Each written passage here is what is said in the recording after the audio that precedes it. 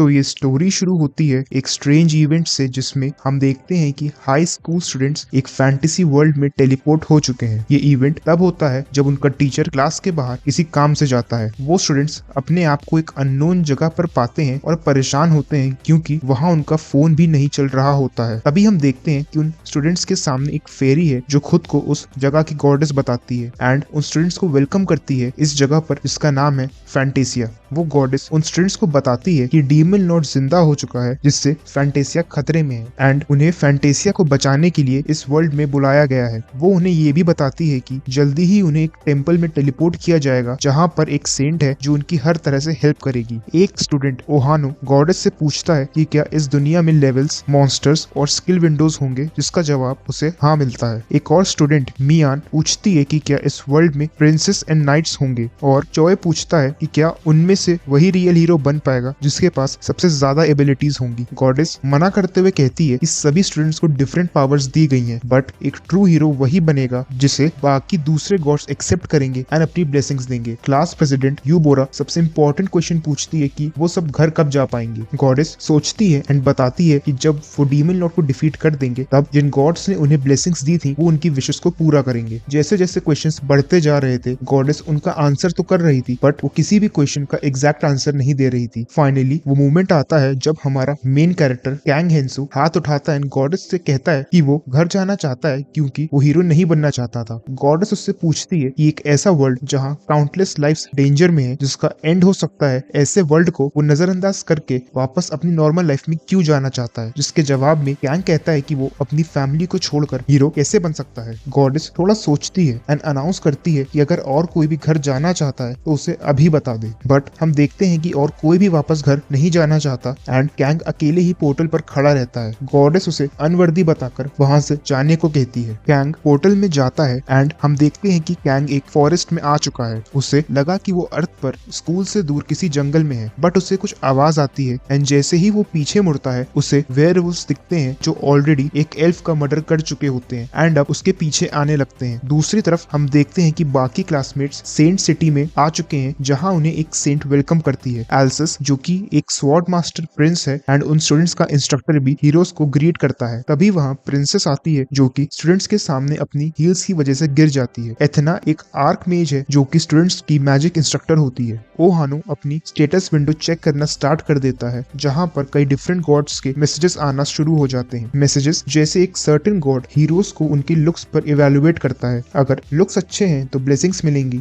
वरना आगे बढ़ो। वैसे एक सर्टेन गॉड रैंकिंग सिस्टम के अगेंस्ट होता है। हम देखते हैं कि हर गॉड के स्टैंडर्ड्स डिफरेंट हैं बट सबका मोटिव डीमन लॉर्ड को डिफीट करना ही है। एक स्टूडेंट सेंट से पूछता है कि क्या होगा अगर कोई स्टूडेंट किसी भी गॉड की ब्लेसिंग ना ले पाए, जिसपे सेंट कहती है कि वो क्रैश की चिंता नहीं करती है एंड इस दुनिया को ऐसे लोगों की जरूरत नहीं है। इसी तरह इस न्यू वर्ल्ड में हीरोज का एडवेंचर स्टार्ट होता है। हम देखते हैं कि कैंग अभी भी मॉन्स्टर्स से भाग रहा होता है एंड तभी उसे स्टेटस विंडो शो होती है जिसमें पहले से ही एक कर्स होता है जो दो चीजें बताता है। पहली, वो सभी क्रीचर्स जो हीरो के एनिमी है उनकी लैंग्वेज ऑटोमेटिकली ट्रांसलेट हो जाएगी। सेकंड, हीरोज की सारी अचीवमेंट्स एंड एक्सपीरियंसेस जो वो हंटिंग से गेन करेगा उसे कम कर दिया जाएगा। हीरो समझ जाता है कि ऐसा उसके साथ गॉडेस ने किया है। हीरो कर्स को समझकर वेयरवुल्फ से बात करने का ट्राई करता है बट वो उसको सुनने में इंटरेस्टेड नहीं होते हैं। हीरो किसी की आवाज सुनता है जिसकी लैंग्वेज उसे समझ नहीं आती बट तभी एक एरो उसके पैर पर लगता है। हम देखते हैं कि उससे एरो एल्फ ने मारा होता है एंड वहाँ एल्व्स और वेयरवुल्व्स में फाइट हो जाती है। कैंग इसी तरह वहां से बचकर एक पेड़ के नीचे बैठता है एंड सोचता है कि उस गॉडेस की वजह से वहीं उसकी डेथ हो जाएगी। हम देखते हैं कि एक सर्टेन गॉड पेड़ के पीछे से कैंग को देख रहा होता है। वो कैंग के लिए इनविजिबल है बट कैंग की स्टेटस विंडो पर मैसेज आता है कि गॉड उसे देख रहा है। कैंग रोते हुए उस गॉड से उसे बचाने की रिक्वेस्ट करता है। कई सारे मैसेजेस स्टेटस विंडो पर आने लगते हैं। सबसे पहले वो गॉड कैंग से पूछता है कि वो अकेला क्यों है, बट एक प्रॉपर आंसर ना मिलने पर वो कंफ्यूज हो जाता है। कैंग खुद को आउटसाइडर बताता है बट वो गॉड उस वर्ड को नहीं समझ पाता। कैंग झूठ बोलता है कि आउटसाइडर का मतलब है एक अकेला वुल्फ जो कि जंगल में रहता है। गॉड भी खुद को आउटसाइडर बताता है एंड उसकी हेल्प कर उसे हील कर देता है। वो एरो ब्रेक हो जाता है एंड कैंग का पेन भी चला जाता है। हम देखते हैं कैंग की स्टेटस विंडो में ब्लेसिंग आउटसाइडर एफ शो होती है। आउटसाइडर एफ ब्लेसिंग के दो कैरेक्टरिस्टिक्स हैं। हीरो के बाकी सारे स्टेटस रीसेट हो जाएंगे डेथ छोड़कर। अगर हीरो जंगल से बाहर जाता है तो उसके साथ कुछ डेंजरस होगा। कैंग पहले से बेटर फील करता है तो वो वहां से भागने का ट्राई करता है, बट एक वुल्फ उस पर स्टोन से अटैक कर देता है। कैंग को चक्कर आता है, बट ब्लेसिंग की वजह से वो तुरंत ठीक होकर वहां से भागने लगता है। कैंग माउंटेन के एंड पर पहुंचता है एंड सोचता है कि ब्लेसिंग की वजह से जब तक वो डायरेक्ट हिट से नहीं मरेगा तब तक उसके सारे हेल्थ स्टेटस रीसेट हो जाएंगे एंड वो उस माउंटेन से जंप करने का डिसीजन लेता है। वो पीछे मुड़ता है एंड वुल्फ को एक ऑफर देता है कि जो भी वुल्फ उसे सबसे पहले पकड़ेगा वो उसे अपनी बॉडी के सबसे डिलीशियस पार्ट्स देगा। तभी सारे वुल्फ उसे पकड़ने के लिए उसकी तरफ भागते हैं एंड वो सब माउंटेन से नीचे गिर जाते हैं। हीरो इसका फायदा उठाते हुए उन वुल्फ्स के ऊपर आ जाता है एंड वो सब नीचे क्रैश करते हैं। इससे बड़ा एक्सप्लोजन होता है, बट हम देखते हैं कि हमारा हीरो सेफ है। गॉड उसके सर्वाइविंग स्किल्स से खुश होता है। सारे वुल्फ्स मर जाते हैं, बट उनमें से एक हीरो को मारने के लिए बढ़ता है एंड उसकी स्टेटस विंडो अपीयर होती है जिसपे level 3 blue moon butcher show होता है। इस लेवल की वजह से वो मॉन्स्टर गिरने के बाद भी बच जाता है। कैंग सोचता है कि इस दुनिया में वीडियो गेम की तरह और भी बहुत सारे पावरफुल ओपोनेंट्स हैं जिन्हें मारकर वो एक्सपीरियंस पॉइंट्स अर्न कर सकता है एंड वो एक स्टोन उठाकर उस वुल्फ का मर्डर कर देता है। हम देखते हैं कि टेंपल में सेंट स्टूडेंट्स को लेवल अप करने के बारे में बता रही है। वो कहती है हीरोज या तो स्टेटस विंडो वाले मॉन्स्टर्स को किल करके लेवल अप कर सकते हैं या फिर गॉड्स की ब्लेसिंग से। स्टूडेंट्स उसकी बातों पे ध्यान नहीं देते हैं एंड सोचते हैं कि ऐसी पावर्स रिसीव करने के बाद वो इनविंसिबल हैं। सारी फीमेल स्टूडेंट्स ये सुनकर टेंस हो जाती हैं कि गॉड्स हमेशा हीरोज पर नजर रखते हैं चाहे वो शावर ही क्यों ना ले रहे हो। बट सेंट कहती है कि इसमें कुछ भी वल्गर नहीं है क्योंकि gods and humans different levels पे हैं। मियान इसे पॉजिटिवली देखती है जिससे गॉड्स खुश होकर उसे चार्म एफ की ब्लेसिंग देते हैं, बट वो उस ब्लेसिंग का गलत यूज करती है जिससे एक गॉडेस एंग्री होकर उसे कर्स देती है, पनिशमेंट एफ। सेंट बताती है जिससे भी कर्स या ब्लेसिंग मिलती है वो डेथ तक उसके साथ रहती है एंड जितनी ज्यादा रैंक होगी उतना ही उस कर्स या ब्लेसिंग का इफेक्ट भी होगा जिसे कम नहीं किया जा सकता है। हम देखते हैं कि कैंग वेयरवुल्फ से उसका वेपन ले लेता है, बट उसका लेवल इंक्रीज नहीं होता। वो वहां से जाता है बट उसे अगेन वेयरवुल्फ्स मिल जाते हैं, पर वो इसे चांस मानकर उनसे फाइट करने का डिसीजन लेता है। वो पेड़ से वाइन लेता है एंड उससे स्टोन को बांधकर हवा में स्विंग करने लगता है। वेयरवुल्फ्स उसकी प्रेजेंस नोटिस कर लेते हैं, बट कैंग ब्लेसिंग की वजह से कॉन्फिडेंट था एंड वो सारे वुल्फ से फाइट कर उन्हें डिफीट कर देता है। वो उनमें से एक वुल्फ से ह्यूमन विलेज एंड उसकी स्पीशीज के बारे में पूछता है। वुल्फ उसे विलेज का डायरेक्शन बताता है एंड अपनी स्पीशीज नल बताता है। कैंग उसे थैंक्स करता है बट देन उसका मर्डर कर देता है। टेंपल में हम देखते हैं प्रिंस स्टूडेंट्स को बताता है कि उनकी ऑफिशियल ट्रेनिंग कल से स्टार्ट होगी जिसमें उन्हें स्वॉर्डमैनशिप एंड मैजिक सिखाया जाएगा। ओहानो बहुत सेल्फ कॉन्फिडेंट है एंड पूछता है कि क्या ऐसा पॉसिबल है कि वो ट्रेनिंग स्किप कर सके। प्रिंस अलाउ करता है एंड हम देखते हैं कि एक इमेच्योर गॉड ओहानो में इंटरेस्टेड है। नेक्स्ट मॉर्निंग सभी ट्रेनिंग के लिए तैयार होते हैं, बट तभी ओहानो को एक स्पेशल ब्लेसिंग मिलती है जो उसे बताती है कि वो स्पेशल हीरो है एंड केवल वो ही इस ब्लेसिंग को देख और फील कर सकता है। हानो ट्रेनिंग स्किप कर सिटी के मर्सिनरी गिल्ड में खुद को रजिस्टर करने चला जाता है। वहाँ उसे एक रेड हेयर मर्सिनरी मिलती है जो उसे वार्न करती है कि ये बहुत डेंजरस है एंड उसे वापस घर जाने को कहती है। हानू को लगा कि ये मर्सिनरी कोई प्रिंसेस है जो डिस्गाइज में आई है एंड वो उसे अपनी टीम ज्वाइन करने के लिए इनवाइट करता है। इमेच्योर गॉड ये देख हंसते हंसते पागल हो रहा था। आगे हम देखते हैं कि कैंग और भी वुल्फ से फाइट कर उन्हें डिफीट करता है एंड उसे पता चलता है कि ह्यूमन विलेज वेस्ट में है। कैंग को कुछ वॉइसेस सुनाई देती हैं। वो जब थोड़ी दूर जाता है तो उसे एक मर्सिनरी वुमेन एंड 2 स्वॉर्ड्समैन दिखते हैं। वो उनकी लैंग्वेज समझ नहीं पाता एंड वो लेडी उस पर अटैक कर देती है। कैंग तभी नील करता है एंड उनके सामने सरेंडर कर देता है। कैंग उनके साथ ट्रैवल करने लगता है एंड वो उन्हें जेस्चर्स से अपना नाम बताता है, बट वो उनकी बातों से और कुछ भी नहीं समझ पा रहा था। कैंग को लगा कि उससे बहुत फ्रेंडली लोग मिले हैं, बट गॉड इससे खुश नहीं होता है क्योंकि कैंग आउटसाइडर की तरह बिहेव नहीं कर रहा था एंड वो उनसे ऐसे बात कर रहा था जैसे वो उसके फ्रेंड्स हों। कैंग गॉड के मैसेजेस पर ध्यान नहीं देता है एंड जेस्चर्स से उन लोगों का नाम जान लेता है। उनमें से एज में सबसे बड़े वाले मर्सिनरी का नाम गैरी है। वो शायद उस ग्रुप का लीडर है जो अपने साथ एक बहुत बड़ी स्वॉर्ड कैरी करता है। यंग मर्सिनरी का नाम पोल है। उसकी बॉडी स्ट्रॉन्ग है एंड वो हंसता रहता है। वो डुअल हैंडेड है एंड 2 स्वॉर्ड्स कैरी करता है। वुमन का नाम मीसा है एंड वो लॉन्ग रेंज अटैकर है। तभी वहाँ कुछ नल्स आ जाते हैं। कैंग उनसे फाइट करने जाता है, बट उससे पहले टीम के बाकी लोग नल्स पर अटैक कर देते हैं। वो कैंग को प्रोटेक्ट करने लगते हैं। कैंग मीसा को एक नल के अटैक से बचाता है। टीम की विक्ट्री होती है, बट किसी रीजन से बाकी लोग खुश नहीं थे। मीसा कैंग को शूट करती है। हम उनकी बातों से समझते हैं कि वो कैंग को फाइट करते देख समझ गए थे कि वो कितना डेंजरस है एंड मीसा से बेटर फाइटर है, बट अब वो उसे एज अ स्लेव सेल नहीं कर सकते थे, जो कि उनका ओरिजिनल प्लान था। तो अब वो उसकी सारी चीजें सेल करना चाहते थे। कोल कैंग के पास उसे फाइनल ब्लो देने जाता है, बट तभी कैंग की स्टेटस विंडो उसके सामने आ जाती है। ऐसा तभी होता है जब या तो स्टूडेंट ने उसे खुद शेयर किया हो, या उसकी कोई स्पेशल ब्लेसिंग हो, या वो जिंदा हो। कैंग तभी अचानक से उठता है एंड एक ही अटैक से कोल का मर्डर कर देता है। गैरी भी उसके सामने टिक नहीं पाता एंड वो उसका भी मर्डर कर देता है। मीसा कैंग से माफी मांगती है, बट कैंग उसे भी नहीं छोड़ता। कैंग बताता है कि उसने मीसा की स्टेटस विंडो देखी थी एंड उसके पास भी ब्लेसिंग थी, बट वो कोई हीरो नहीं थी। कैंग इसे कॉमन मान के विलेंस के सारे कॉइंस लेता है एंड अपनी जर्नी कंटिन्यू करता है। टेंपल में मैजिक ट्रेनिंग चल रही है एंड एथेना स्टूडेंट्स को बताती है कि मैजिक सीखने के लिए सबसे ज्यादा इंपॉर्टेंट टैलेंट है, जो कि blood line and educational connection से आता है एंड उसके स्टूडेंट्स बनकर वो सब उससे कनेक्टेड हो सकते हैं। यूबोरा एथेना से पूछती है कि जिसके पास ये दोनों नहीं है, क्या वो भी मैजिक सीख सकता है, जिस पर एथेना इसे पॉसिबल बताती है एंड उससे अपना फर्स्ट स्टूडेंट बना लेती है एंड उसे मैजिक ओथ लेने को कहती है। यूबोरा को रैंक सी की ब्लेसिंग मिलती है। हम जान पाते हैं कि अगर किसी के पेरेंट्स या टीचर के पास मैजिक की ब्लेसिंग नहीं है तो वो विजर्ड नहीं बन सकता। एथना बताती है कि एक एवरेज मैजिशियन ब्लेसिंग का यूज करता है एंड इसे व्हाइट मैजिक कहते हैं। वहीं ब्लैक मैजिक वो है जिसमें मैजिशियन अपनी बॉडी को फ्यूल की तरह यूज करता है एंड उसके पास कोई ब्लेसिंग नहीं होती। हमारा हीरो कैंग विलेज पहुंच चुका है एंड वो गाइड को ब्राइब कर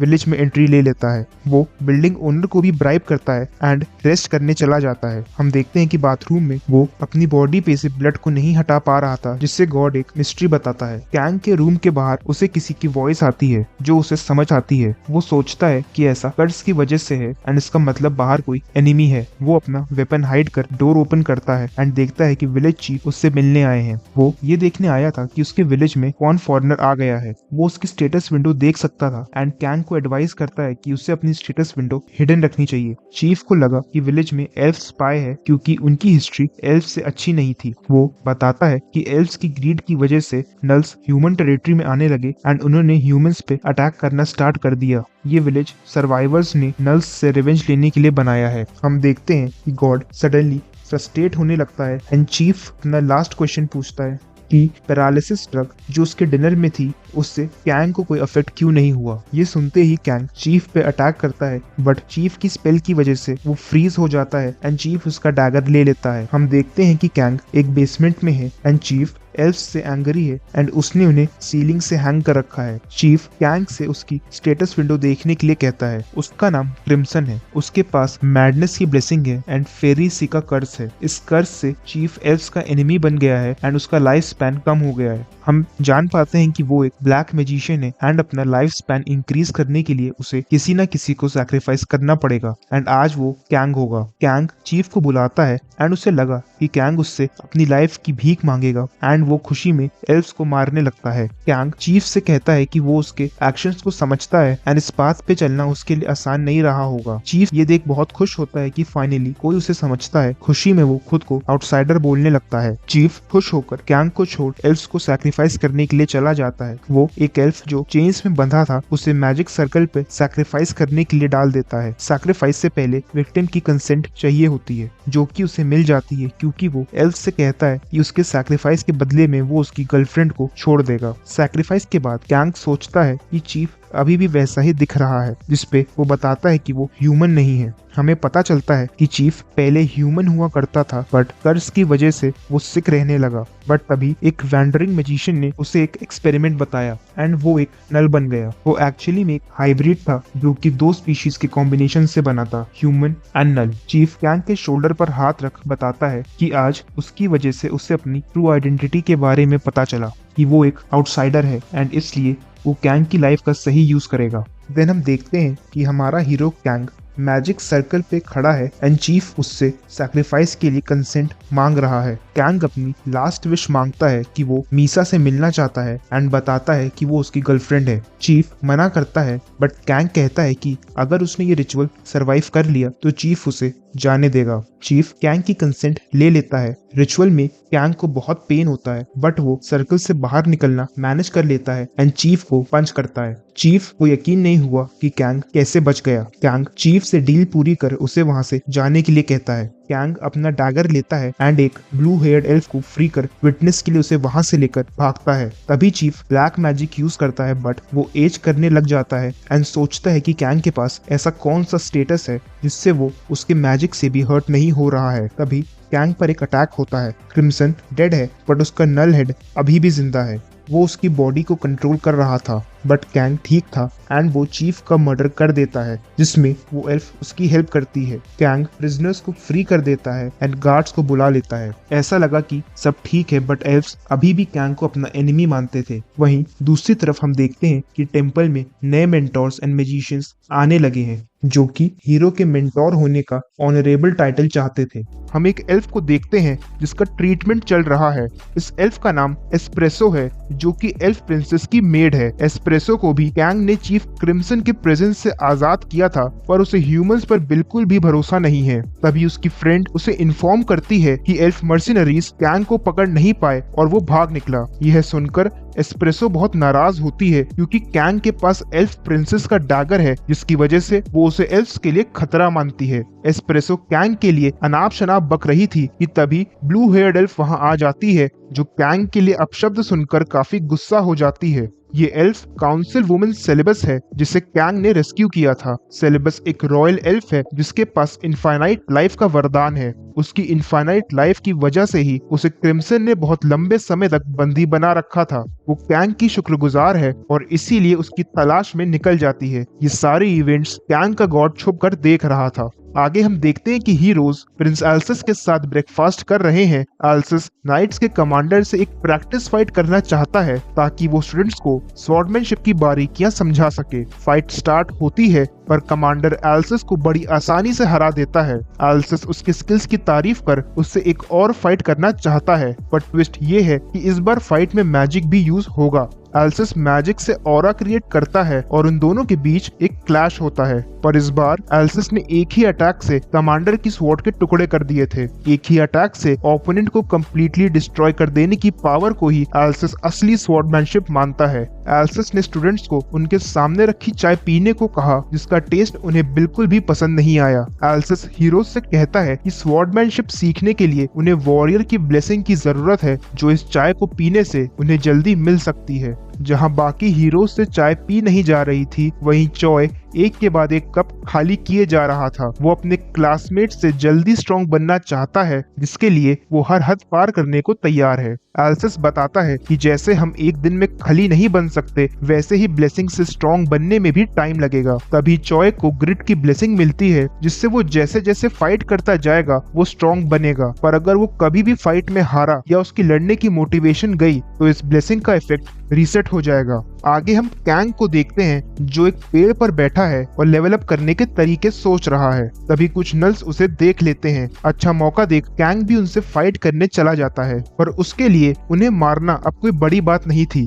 उसे लगा कि शायद उसका लेवल इंक्रीज हो चुका है पर स्टेटस विंडो अभी भी सेम थी। एक स्टैट डिविडेंड इंक्रीज हुआ था और गॉड से पूछने पर उसे पता चला कि डिविडेंड ज्यादा होना ही उसके लिए बेहतर है। कैंग ने एक नल को जिंदा छोड़ दिया था और इसका रीजन जानकर तुम हैरान रह जाओगे। कैंग उस नल से वो स्पेशल टेक्निक सीखना चाहता है जो केवल नल से यूज कर सकते थे। उसका लेवल इंक्रीज नहीं हो रहा है जिसकी वजह से गॉडेस से रिवेंज लेना इम्पॉसिबल है तो वो इस टेक्निक को सीख पावरफुल बनना चाहता है। अच्छा अगर तुम्हें ये समझ नहीं आ रहा है कि कैंग नल से कम्युनिकेट कैसे करता है तो ये उसके कर्ज की वजह से है जिससे वो अपने एनिमीज की लैंग्वेज को समझ सकता है पर फ्रेंडली लोगों से बात कर पाना उसके लिए नामुमकिन है। नल कैंग से कहता है कि जब भी उसे भूख लगती है तो ये पावर उसमें अपने आप आ जाती है पर कैंग को कुछ भी समझ नहीं आ रहा था तो वो अगले कुछ दिन नल को ऑब्जर्व करने का डिसीजन लेता है। हम देखते हैं कि नल हंटिंग करता और बीच बीच में कैंग पर अटैक भी कर देता पर वो कभी भी कैंग से जीत नहीं पाता था। ऑब्जर्व करने पर कैंग को समझ आता है कि जब भी नल कुछ खाता तो एनर्जी धीमे धीमे उसके पेट से फ्लो होने लगती थी। इस एनर्जी से ही नल स्ट्रॉन्ग बनता है और अपनी भूख मिटाने के लिए और हंटिंग कर पाता है। नल कैंग पर दोबारा अटैक करता है पर अब तक कैंग नल की टेक्निक को समझ चुका था। वो भी इस टेक्निक की पावर को यूज कर नल से फाइट करता है और एक ही अटैक से उसके टुकड़े कर देता है। कैंग फाइनली नल की टेक्निक को मास्टर कर चुका था। उसे समझ आ गया था कि इंटेंस इमोशन से ही वो इस टेक्निक को यूज कर सकता है, और खास बात यह है कि इस टेक्निक को उसके सिवा और कोई भी ह्यूमन यूज नहीं कर सकता है। ह्यूमंस इस टेक्निक को यूज करते ही मर जाएंगे क्योंकि उनकी लाइफ फोर्स खत्म हो जाएगी, पर क्योंकि कैंग के पास आउटसाइडर की ब्लेसिंग है तो उसका स्टेटस बार बार रीसेट हो जाता है। इसी वजह से उसकी लाइफ फोर्स कभी खत्म नहीं होगी और वो जब चाहेगा तब इस टेक्निक को यूज कर सकेगा। कैंग अपनी नई पावर से नल्स पर हमला बोल देता है और उसी विलेज पहुंच जाता है जहां से उसे भगाया गया था। वो उन लोगों को भी अपनी पावर का स्वाद चखाना चाहता था और एक एक कर गार्ड्स को निपटाना शुरू कर देता है। उसके लिए नल्स और ह्यूमंस के मर्डर में अब कोई भी अंतर नहीं था। एक अजीब बात ये थी कि इस विलेज में अब तक उसे एक भी एल्फ नहीं दिखा था। तभी हम देखते हैं कि कुछ लोगों को बंदी बनाकर ले जाया जा रहा है। हमें पता चलता है कि ये बंदी असल में एल्व्स हैं जिन्हें क्रिम्सन के बेसमेंट में वापस लाया गया है। उन एल्व्स के सामने कुछ मर्सनरी हैं जो क्रिम्सन के फ्रेंड्स हैं। वो क्रिम्सन की डेथ का रिवेंज लेना चाहते थे और इसीलिए एक एक कर उन एल्व्स को मारना शुरू कर देते हैं। इन एल्व्स में प्रिंसेस की मेड भी है जो मारी जाती है। सारे एल्व्स को मार दिया गया था और बस एक ही एल्फ बची थी, रॉयल एल्फ सेलेबस। मर्सिनरीज सेलेबस को ऑफर देते हैं कि वो उसे जाने देंगे अगर वो उन्हें उनके सेवियर यानी कैंग की आइडेंटिटी बता देगी। सेलेबस इस ऑफर को ठुकरा देती है, जिसके बाद एक मर्सिनरी उसे मारने के लिए उसकी तरफ बढ़ने लगता है। सेलेबस को लगा कि ये उसका अंतिम समय है, पर तभी उसके मुंह पर खून की छींटें आती हैं और आंखें खोलने पर उसे मर्सिनरी का उड़ता हुआ सर दिखता है। सेलेबस एक और बार बच गई थी और उसे बचाने हमारा हीरो महारथी कैंग आ चुका था। कैंग एक एक कर ग्रुप के सभी मेंबर्स को मारने लगता है। वो उनकी लैंग्वेज तो समझ नहीं पा रहा था, पर उनके हाव भाव से ये जान गया था कि वो लोग उससे अपनी जिंदगी की भीख मांग रहे हैं। ग्रुप लीडर भी चुपचाप भागने की कोशिश करती है, पर कैंग उसे भी बेरहमी से मार देता है। कैंग सेलेबस की लैंग्वेज समझ नहीं पा रहा था तो वो उसे अपनी स्टेटस विंडो दिखाती है, जिसे देख कैंग शॉक्ड हो जाता है। सेलेबस एक हाई रैंकिंग एल्फ है जिसके पास 3 ब्लेसिंग्स हैं, जिनमें से एक ब्लेसिंग टेमर की है, जिससे वो एनिमल्स और बीस्ट को कंट्रोल कर सकती थी। सेलेबस उससे अपना नाम बताने की कोशिश करती है, जो वो समझ जाता है। कैंग सबको मारने का मन बनाकर आया था, पर उसे सेलेबस की सिचुएशन अपनी प्रीवियस सिचुएशन जैसी लगी तो वो उसे फ्री कर देता है। अब तक सेलेबस भी उसका नाम जान चुकी थी। कैंग और सेलेबस को करीब देख गॉड गुस्से से लाल हो रहा था।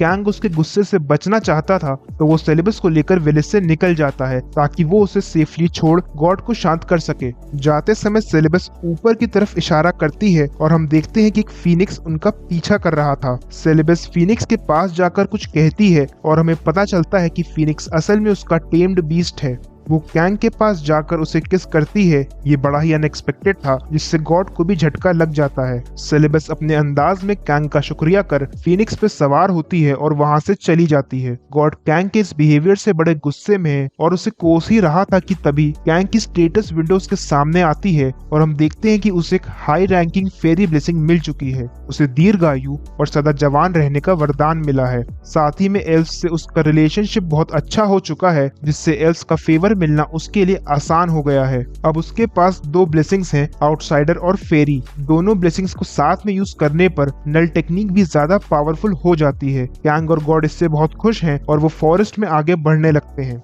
दूसरी तरफ हम देखते हैं कि हीरोज एल्सिस और एथना के साथ प्रैक्टिकल ट्रेनिंग के लिए फॉरेस्ट में आ चुके हैं, जहां वो आज हंटिंग कर अपने लेवल्स इंक्रीज करने की कोशिश करेंगे। हीरोज हंटिंग के लिए बहुत एक्साइटेड हैं क्योंकि आज पहली बार उन्हें रियल फाइट करने का मौका मिला है। तभी एक हीरो को स्लाइम दिखता है जिस पर वो अटैक करने की कोशिश करता है। एल्सिस और एथेना उसे रोकते हुए बताते हैं कि स्लाइम्स असल में मॉन्स्टर्स नहीं हैं, वो बड़े काम के क्रीचर्स हैं जो इस वर्ल्ड में पेस्ट कंट्रोल करते हैं। स्लाइम्स एक ऐसे क्रीचर्स हैं जो गंदगी खाकर इस वर्ल्ड को साफ रखते हैं। वो डेड बॉडीज को भी चट कर जाते हैं ताकि एरिया में इन्फेक्शंस ना फैलें। एल्सिस एक्सप्लेन करता है कि हंटिंग में आज हीरोज का टारगेट लेवल 4 नल्स होंगे। हीरोज डर जाते हैं क्योंकि अभी वो लेवल 1 ही है, पर एथना उनका मनोबल बढ़ाते हुए कहती है कि वो बेझिझक फाइट कर सकते हैं। सेंटिस वही मौजूद है जो उन्हें हील कर सकती है, यहाँ तक कि उनके मरने के बाद वो उन्हें वापस जिंदा भी कर सकती है। नल्स आना शुरू हुए और हीरोज उन्हें ओवर कॉन्फिडेंस में अपना लेवल बूस्टर समझकर उन पर अटैक कर देते हैं। ये हीरोज आज पहली बार टेंपल से बाहर निकले थे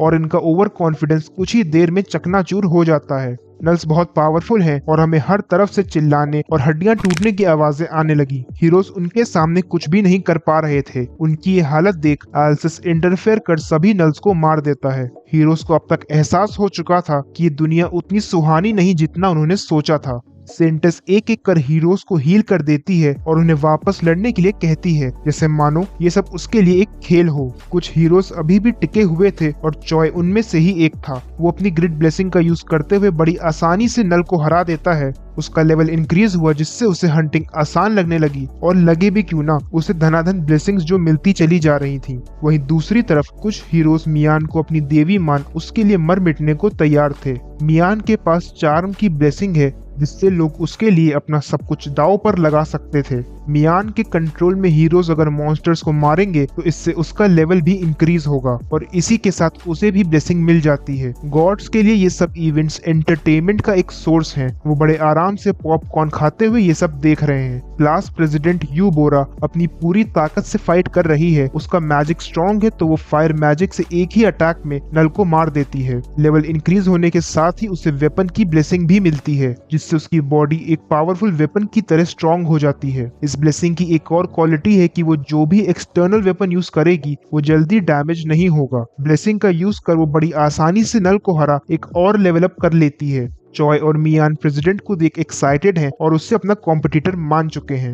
एल्सिस और एथेना इन नए हीरोज की अचीवमेंट्स पर नजर गड़ाए इन्हें दूर से ही ऑब्जर्व कर रहे थे। जहां हीरोज के लिए एक नल को मारना भी बड़ी बात थी, वहीं कैंग नल्स की लाशों का ढेर बिछाया जा रहा था। उसने कम से कम 1000 नल्स को तो मार ही दिया था। उसे लगा कि वो काफी लेवल अप कर चुका होगा तो इसीलिए वो अपनी स्टेटस विंडो चेक करता है, जिसे चेक करने पर वो निराशा से भर जाता है क्योंकि उसकी विंडो में एक और कर्स ऐड हो चुका है। पर सबसे बुरी बात ये थी कि उसे यकीन हो चुका था कि अब उसका लेवल इंक्रीज नहीं होगा। उसके कर्स का नाम स्लॉटर है जिसकी वजह से फ्रेंडली स्पीशीज उससे डरने लगेंगी और उसके एक्शंस का विरोध भी करेंगी। फ्रेंडली स्पीशीज को कैंग अब किसी अनजान मॉन्स्टर से कम नहीं लगेगा।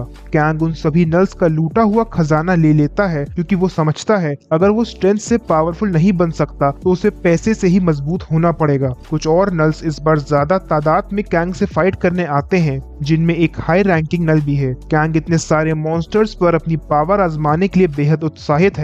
उसकी पावर देख मॉन्स्टर्स को भी अब उससे डर लगने लगा था क्योंकि उसके पास ना ही केवल उनके जैसी सेम पावर है बल्कि स्लॉटर का कर्स भी है जो उसे ज्यादा खतरनाक बनाता है। आगे हम देखते हैं कि हीरोज की ट्रेनिंग जारी है और कई हीरोज मॉन्स्टर्स से डर कर वापस टेम्पल भाग चुके हैं। उन पे खर्च होने वाले पैसे अब इन बचे हुए हीरोज की ट्रेनिंग में यूज होंगे। एक बात जो हमें पता चलती है कि इस वर्ल्ड में हीरोज की कोई कदर नहीं है, उनकी ब्लेसिंग्स ही उन्हें खास बनाती हैं। तो जिसके पास जितनी ज्यादा और अच्छी ब्लेसिंग्स होंगी उसका उतना ही सम्मान किया जाएगा। एक नाइट घबराते हुए रिपोर्ट करता है कि फॉरेस्ट में लेवल 5 नल देखा गया है। सेंटेस सोचती है कि उनके पास भी कुछ लेवल 5 हीरोज हैं और इसे बेस्ट अपॉर्चुनिटी समझकर वो हीरोज को एल्सिस के साथ मॉन्स्टर से फाइट करने भेज देती है। वो सभी मॉन्स्टर के पास पहुंच चुके हैं जहां एल्सिस उन्हें बताता है कि ये एक स्पेशल नल है जिसकी कॉम्बैट पावर काफी ज्यादा है। एथेना की ओवर एक्साइटमेंट की वजह से वो नल उन्हें नोटिस कर लेता है और एक घमासान युद्ध शुरू होता है। टीचर्स हीरोज को भेड़ बकरियों की तरह छोड़कर पीछे हट जाते हैं। हीरोज बहुत डरे हुए हैं पर चॉय लीडर बन टीम की कमान अपने हाथों में लेता है। वो उन्हें स्ट्रैटेजी समझा ही रहा था कि तब तक नल उन पर अटैक कर देता है।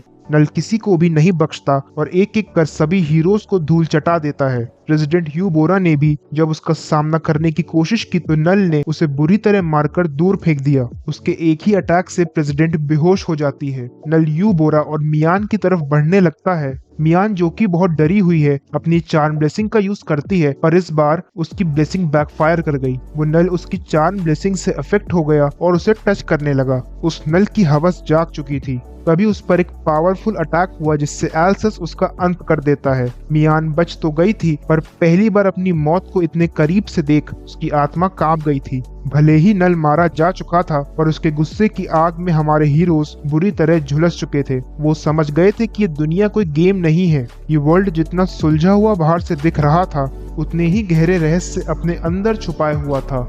वहीं दूसरी तरफ कैंग नल की पावर्स को हासिल कर एक के बाद एक मॉन्स्टर्स को हंट किए जा रहा है। वो पावर से लेवल अप नहीं कर पा रहा था तो उसने पैसों से स्ट्रॉन्ग बनने की सोची। उसने उन सभी नल्स को लूट अच्छा खासा गोल्ड इकट्ठा कर लिया, पर अभी भी एक समस्या थी। कर्ज के कारण वो ह्यूमन से इंटरैक्ट नहीं कर सकता था, जिसकी वजह से आगे चलकर उसको चीजें बेचने और खरीदने में प्रॉब्लम होना तय था। इसलिए वो सोचता है कि उसे एक ट्रांसलेटर की जरूरत है जो इन सिचुएशंस में उसकी हेल्प कर सके।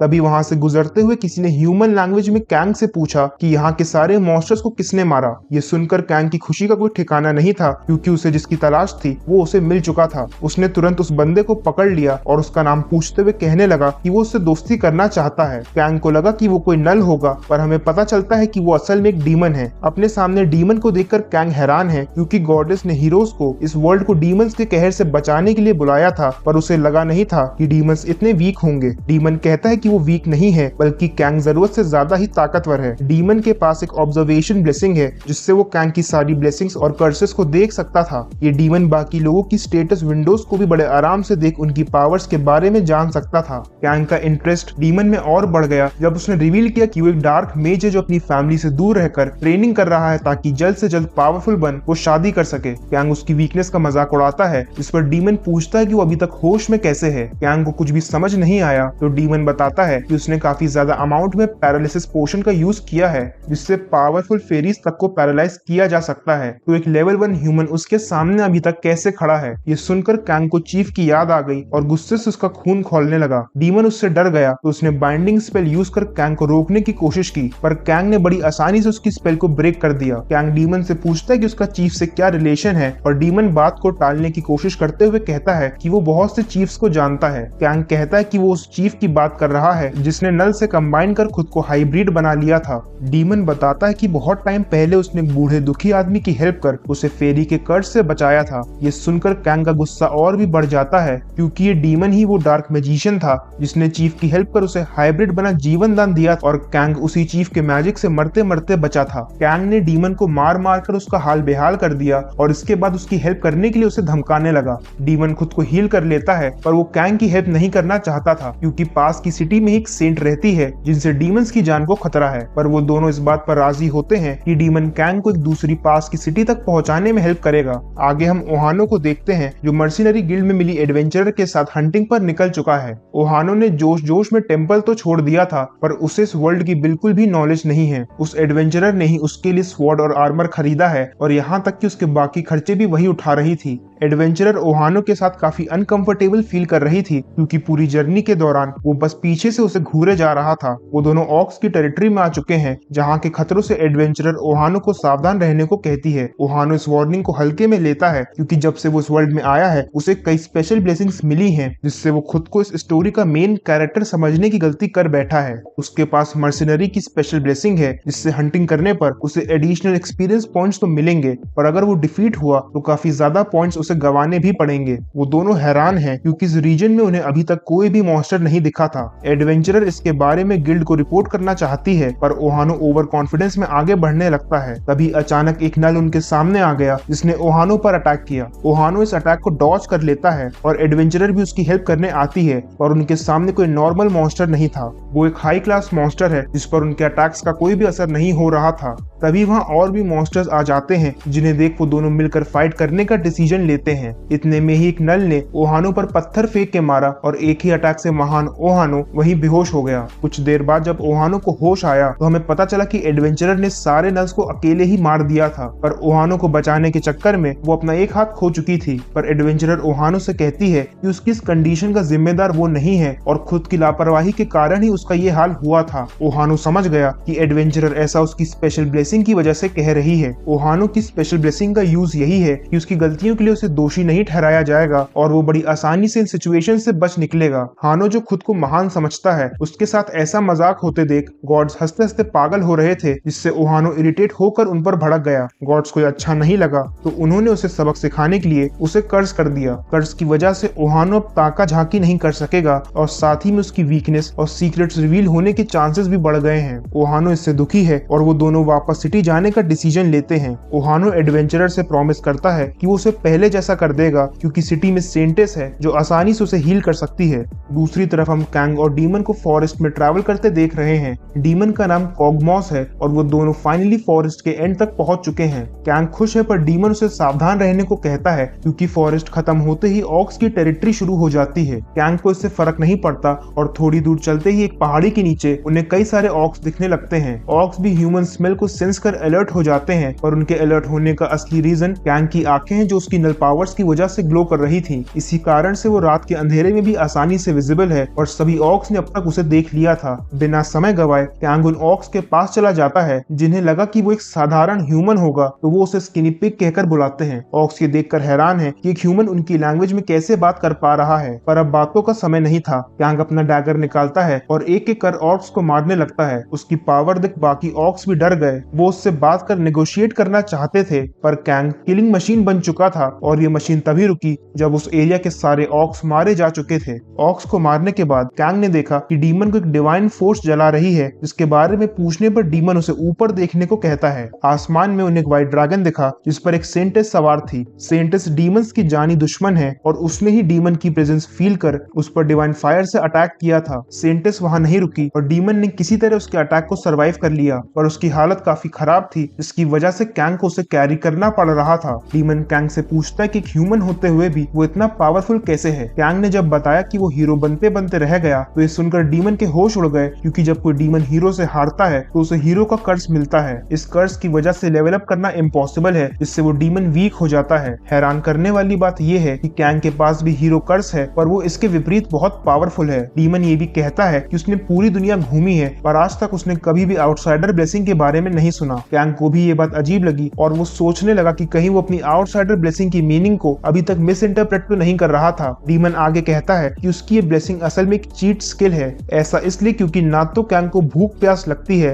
ना ही वो थकता है और उसकी सारी इंजरीज भी हील हो जाती हैं। पर एक ड्रॉबैक है कि वो लेवल अप नहीं कर पा रहा है। कैंग और डीमन को बात करते देख गॉड उन्हें इग्नोर करने की कोशिश करता है जैसे मानो सब कुछ पता होते हुए भी वो अनजान बनने का नाटक कर रहा हो। इसके बाद हम टेंपल में हीरोज को देखते हैं जो नल से बैटल हारने के बाद काफी दुखी और डीमोटिवेटेड फील कर रहे हैं। एल्सिस हीरोज को मनोबल बढ़ाने की कोशिश करता है पर एक चिंता उसे भी सता रही है। फॉरेस्ट से नल्स कम होते जा रहे हैं जिससे हीरोज को लेवल अप करने में प्रॉब्लम हो रही है। तभी एक सोल्जर इन्फॉर्म करता है कि उन्हें उस मर्सनरी ग्रुप के बारे में कुछ भी पता नहीं चला जिन्होंने नल्स की टेरिटरी में घुसकर सारे नल्स को मार दिया था। एक्सपर्ट्स का कहना है कि हाई ऑर्डर नाइट्स का काम है क्योंकि नल्स की बॉडीज पर सिमिलर अटैक पैटर्न्स देखने को मिले हैं। एल्सिस ने हीरोज की ट्रेनिंग के लिए फॉरेस्ट में एंट्री पहले ही रेस्ट्रिक्ट कर दी थी और उसके लिए मानना मुश्किल है कि किसी ने टेरिटरी में घुसकर एक ही रात में सारे नल्स का खात्मा कर दिया था। एल्सिस सोल्जर से कहता है कि नल्स को छोड़ ऑक्स की हंटिंग की प्रिपरेशंस शुरू की जाएं और वो बात कर ही रहे थे कि तभी हांफते कांपते कोई वहां आ जाता है। हम देखते हैं कि ओहानो एडवेंचरर के ट्रीटमेंट के लिए सेंटेस से मिलने टेंपल आ चुका है। वो घबराया हुआ है और उसने सेंटेस से मिलने की रट लगा रखी है। प्रिंसेस एथेना भी वहां आ गई और उनका रिएक्शन देख ऐसा लगा जैसे वो उस एडवेंचरर को पहले से ही जानती हो। टेंपल में इतना शोर होते देख सेंटेस भी वहां आ जाती हैं। ओहानो ने उनके पास जाने की कोशिश की पर गार्ड्स ने उसे वहीं रोक दिया। सेंटेस उसे देख उसका मजाक उड़ाती है क्योंकि वो अभी भी लेवल 1 है जिसे कर्ज भी किया जा चुका है। उसके कई फ्रेंड्स लेवल 6 पर हैं और ये जानकर ओहानो इंफीरियर फील करने लगता है। हमें पता चला कि उस एडवेंचरर का नाम आर्या है जो कि एक नोबल फैमिली से है पर सेंटेस की हीलिंग लेने के लिए केवल नोबल फैमिली से होना काफी नहीं था। ओहानो कहता है कि आर्या के पास फ्यूचर में एक स्ट्रॉन्ग नाइट बनने का पोटेंशियल है पर सेंटेस कहती है कि जो नाइट्स अभी टेंपल में है वो ऑलरेडी लेवल 30 पर हैं, तो आर्या को नाइट से ज्यादा इंपॉर्टेंस कैसे दी जा सकती है। सेंटेस कहती है कि शायद उसकी हीलिंग एबिलिटीज को ओहानो बहुत हल्के में ले रहा है।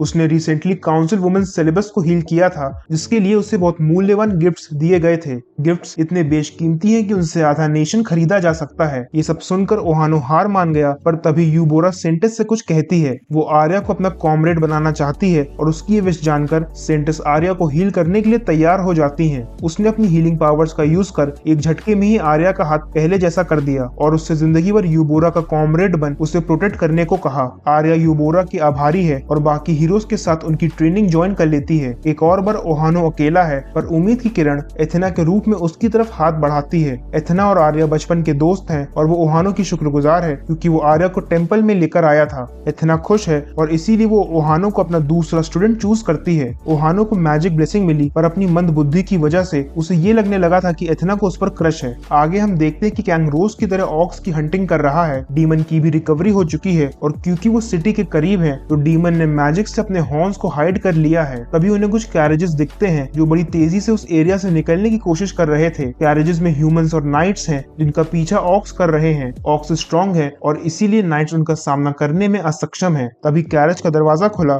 और दो सुंदर रॉयल लेडीज बाहर निकली। उनके पास वेपन्स हैं और ऐसा लग रहा है कि अब बैटल होने वाली है। उनमें से एक ने मैजिक स्पेल का यूज कर फायर अटैक किया। उसकी साथी भी पीछे नहीं रही और अपने मैजिकल स्वॉर्ड अटैक से उसने भी ऑक्स पर हमला बोल दिया। ये सब होते हुए कैंग और डीमन देख रहे थे। तभी कैंग के दिमाग में खुराफाती आइडिया आया। वो उन लेडीज को देखकर समझ गया था कि वो इस वर्ल्ड के एलिट्स में से हैं, जिनसे अच्छे रिलेशंस बनाने पर उसका इस दुनिया में रहना थोड़ा आसान हो जाएगा। वो पूरी ताकत लगाकर जोर से चिल्लाता है कि यहाँ पर दो बहुत सुंदर लेडीज हैं। उसके कर्ज की वजह से ह्यूमंस को तो कुछ भी समझ में नहीं आया, पर कैंग असल में किसी और तक ये बात पहुंचाना चाहता था। थोड़ी ही देर में वहाँ भारी तादाद में ऑक्स आ गए। उन्हें लगा कि उनके किसी साथी ने इन्फॉर्मेशन देकर उन्हें यहाँ पर बुलाया है। ऑक्स ने उन लेडीज को चारों तरफ से घेर लिया है। कैंग ये देखकर बेहद खुश है क्योंकि उसका आधा काम हो चुका था। ऑक्स आ चुके हैं और अब उसे बस उन ह्यूमंस को बचाकर उनका हीरो बनना है। फाइट शुरू हुई और कैंग अपने अजीब अजीब तरीकों से ऑक्स पर भारी पड़ने लगा। नल पावर्स के कारण वो उनके सभी अटैक्स को बड़ी आसानी से ऑब्जर्व कर पा रहा था और वो अब इतना पावरफुल बन चुका है कि बड़े बड़े ऑक्स भी अब उसके सामने पत्तों की तरफ बिखरने शुरू हो गए थे। सारे ऑक्स मारे जा चुके हैं पर कैंग को नल पावर्स यूज करते देख ह्यूमंस उससे डरने लगे हैं। डीमन सिचुएशन संभालने आगे आता है। उसने खुद को मैजिशियन और कैंग को एक बाहरी स्वॉर्ड्समैन बताया जो कॉमन लैंग्वेज बोलना नहीं जानता था। कैंग के पास हीरो कर्स है और उसकी हाई फेरी ब्लेसिंग की वजह से लोगों को उस पर विश्वास होने लगा था। जिसके बाद उनमें से एक लड़की कैंग पर डाउट करने के लिए उससे माफी मांगती है। उनकी सभी कॉन्वर्सेशंस को डीमन ट्रांसलेट कर रहा था, जिसकी वजह से उनकी बातों को समझना कैंग के लिए बेहद आसान हो चुका था। कैंग को सबसे इतना फ्रेंडली देख गॉड गुस्से में है, पर वो अपना एक सीक्रेट बताकर गॉड का गुस्सा शांत करता है। रात में कैंपिंग करते वक्त कैंग गॉड को बताता है कि वो इम्पोर्टेंट हो चुका है। ऐसा आउटसाइडर ब्लेसिंग की वजह से है जो उसके सारे स्टेटस को रीसेट कर देती है। गॉड इससे बहुत खुश है और उसे निराश होने से मना करता है।